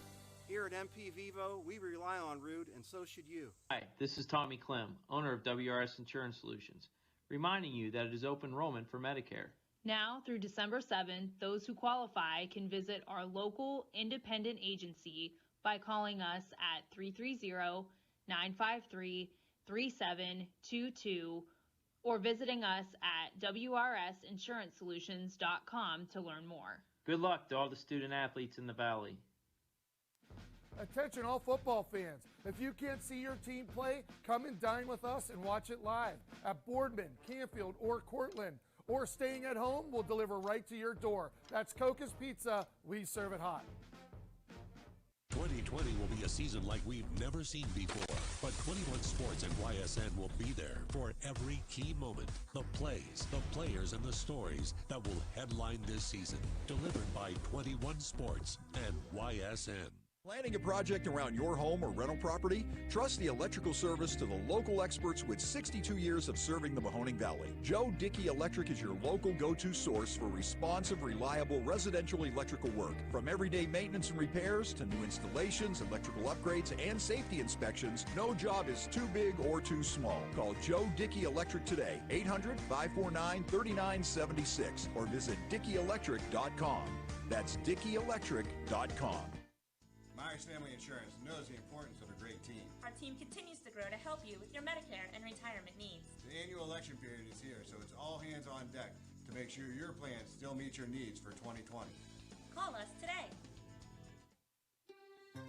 You may find yourself in some difficulty this winter. Don't get whacked by high heating bills. Call Michael at MP Vivo Heating and Air Conditioning.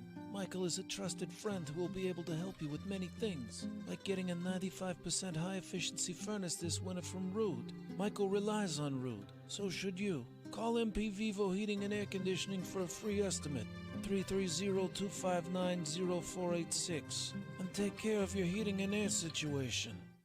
Baird Brothers remains your source for fine hardwood products. For the time being, we're open for customer pickup only on weekdays, 9 a.m. to 4 p.m. and Saturday from 9 a.m. till noon. Place your order online at BairdBrothers.com. Baird Brothers, for the place you love. Quality, customer service, and integrity. Those are the 4 words that have driven our success since 1957 at Joe Dickey Electric. Joe Dickey Electric is one Mahoning Valley landmark business that stays current with the requirements of our customers. Family owned and managed, we are an electrical contractor and energy solutions provider. Every member of our team adds to his or her skill set through ongoing training. Residential, commercial, industrial, automotive, and more. We keep ahead of the needs of our customers with a fleet of more than 50 vehicles and 24/7 emergency service, so you're never left in the dark. The 4M Company, being an architect and construction manager for over 40 years, has had the opportunity to use many different electrical businesses for our projects. The depth, quality, and knowledge and attention to detail displayed by Dickey Electric makes them stand out above all the rest. For state-of-the-art expertise and a timeless commitment to our customers, contact Joe Dickey Electric. We are everything electrical.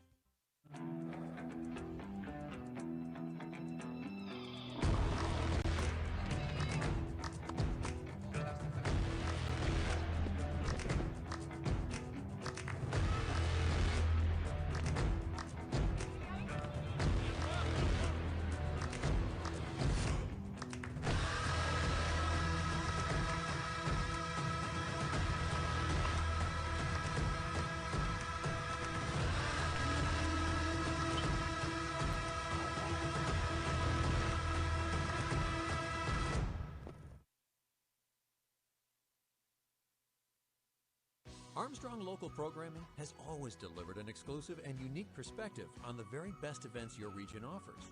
High school sports, community events, parades, all your favorite shows from Armstrong are now calling the Neighborhood Channel their home. Watch Out and About, Locally Speaking, and many other great local shows right here on the Armstrong Neighborhood Channel. Find out everything that the Neighborhood Channel has to offer at ArmstrongNeighborhood.com. Spirit, town pride, local communities. Welcome to the neighborhood. Welcome back to a Wednesday edition of Running Points on ysnlive.com as we are rapidly getting set to close up shop on this Wednesday edition. I did want to throw this out. Tonight and tomorrow night, final 2 games of the series, the Indians and the White Sox, the pitching staffs are now backed up to where whoever pitches tonight's pitching game 1 of the best of 3. Whoever's pitching tomorrow night is pitching in game 2 of the best of 3. If the White Sox were to face the Indians in the first round of the quarterfinals, I don't even know what the hell they call it, the play-in series. I don't know what they're going to call it, but matchups for tonight and tomorrow night. If you're a fan of pitching, oh dear God, this is going to be fun. Mr. Giolito on the hill for the White Sox. He's had an up-and-down year, but he did throw a no-hitter earlier in the season.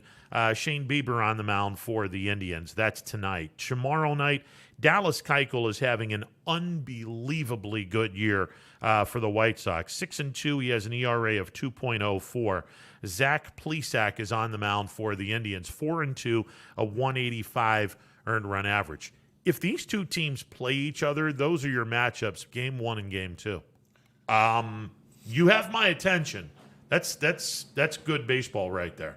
And you couldn't ask for a better kind of universes aligning to have that matchup in a first round of a playoff, even though it's 2 versus 7 in baseball. I think seeds don't really matter. I think I think the Indians have that advantage a little bit if it works out like that, to be honest. Now, I'm not saying that the Indians win this division because they're 3 games out and there's 5 games left, but 2 of those games are going to be played against the White Sox. If the Indians continue to beat Chicago, let's say they win these next 2 games, they're only 1 game behind the White Sox. Now, the fly in the ointment is the Twins are currently a half a game out of first place. The Twins play the Tigers tonight. They're off on Thursday. Twins win tonight, and the White Sox lose to the Indians. Twins have a lead in the American League Central Division by a half a game on Chicago, and then they're off. So if Chicago wins on Thursday, 2-way tie. If the Indians win, Minnesota has a 1-game lead on Chicago and a 2-game lead on Cleveland going into the final weekend of the series. Oh, by the way, as we fast forward, Minnesota's playing Cincinnati. The Reds are every bit trying to get into the field of 8. And right now, I think they're on the outside looking in, if I'm not mistaken. The Reds are on the outside looking in. So that series is going to be huge with the actually, the Reds are number 7. I beg your pardon. They're currently number 7. So they got to hang on to that to that opportunity because there's a few teams that are knocking on the door to try to upset Cincinnati and Milwaukee from those 2 wild card spots. So the Reds are going to be playing that series. The Cubs, they'd love to have the 2 seed instead of the 3 seed. Mm-hmm. They're playing the White Sox this weekend. So there's going to be competitiveness in that series as well. So if the Indians continue to keep the train rolling, it's not out of the realm of possibility. This is the kind of last week they wanted when they extended the playoffs. They wanted a competitive series across the board. And you look at a lot of these teams, they're either playing a team that's fighting for a playoff spot or they're fighting for a playoff spot. Or yeah, both of them are. So a lot of good series in the last weekend. And the Indians have the Pirates, who aren't playing for anything, but they could be a spoiler. That could turn into the Indians' advantage. But again, you have to take care of the business in front of you, and that's the last 2 games of the series. You can't let the Pirates do what the Royals did to them a couple weeks ago and take 3 out of 5 games. Exactly. And again, if you're a fan of pitching, the next 2 nights, Shane Bieber against Lucas Giolito tonight, and then tomorrow night, Dallas Keuchel on the hill for the White Sox, Zach Plesac on the hill for the Indians. That's about as solid as it gets. And if these 2 teams play each other in the first round of the playoffs, that's your pitching matchup for games 1 and 2 in the best of 3 series. So there you go. All right, we're out of here. We'll be back tomorrow. We got some work to do. Got to get some coaches on the horn to let's do some talking, because again, if we're going Thursday and Friday with the high school coaches, make sure that they have their game plan in play during the week. Thursday and Friday, let's get after these guys, because the game plan's in the can and everyone is ready to go. Hopefully we can get some coaches on tomorrow and Friday, because there's a lot of stuff on the line this week. A lot of stuff. What is it? Penultimate? Is that the word I'm looking for? The penultimate of the high school football season, the week before the end. Is that the word that I'm looking for? Penultimate? I've never heard penultimate in my life. So I gotta look that damn word up. I thought it was penultimate, but it might not be. It's the meaning of the week before the end of an event. Okay. Yeah. So. All right, take a brief recess. You overkicked your coverage. Yeah, I outkicked my. Well, I don't want to say that. Yeah, that's a terrible reference to a stupid show. We're out of here. We're out of here. Have a great rest of the day, everyone. And Running Point is gone. Upcoming is Power Hour. Have a great rest of the day.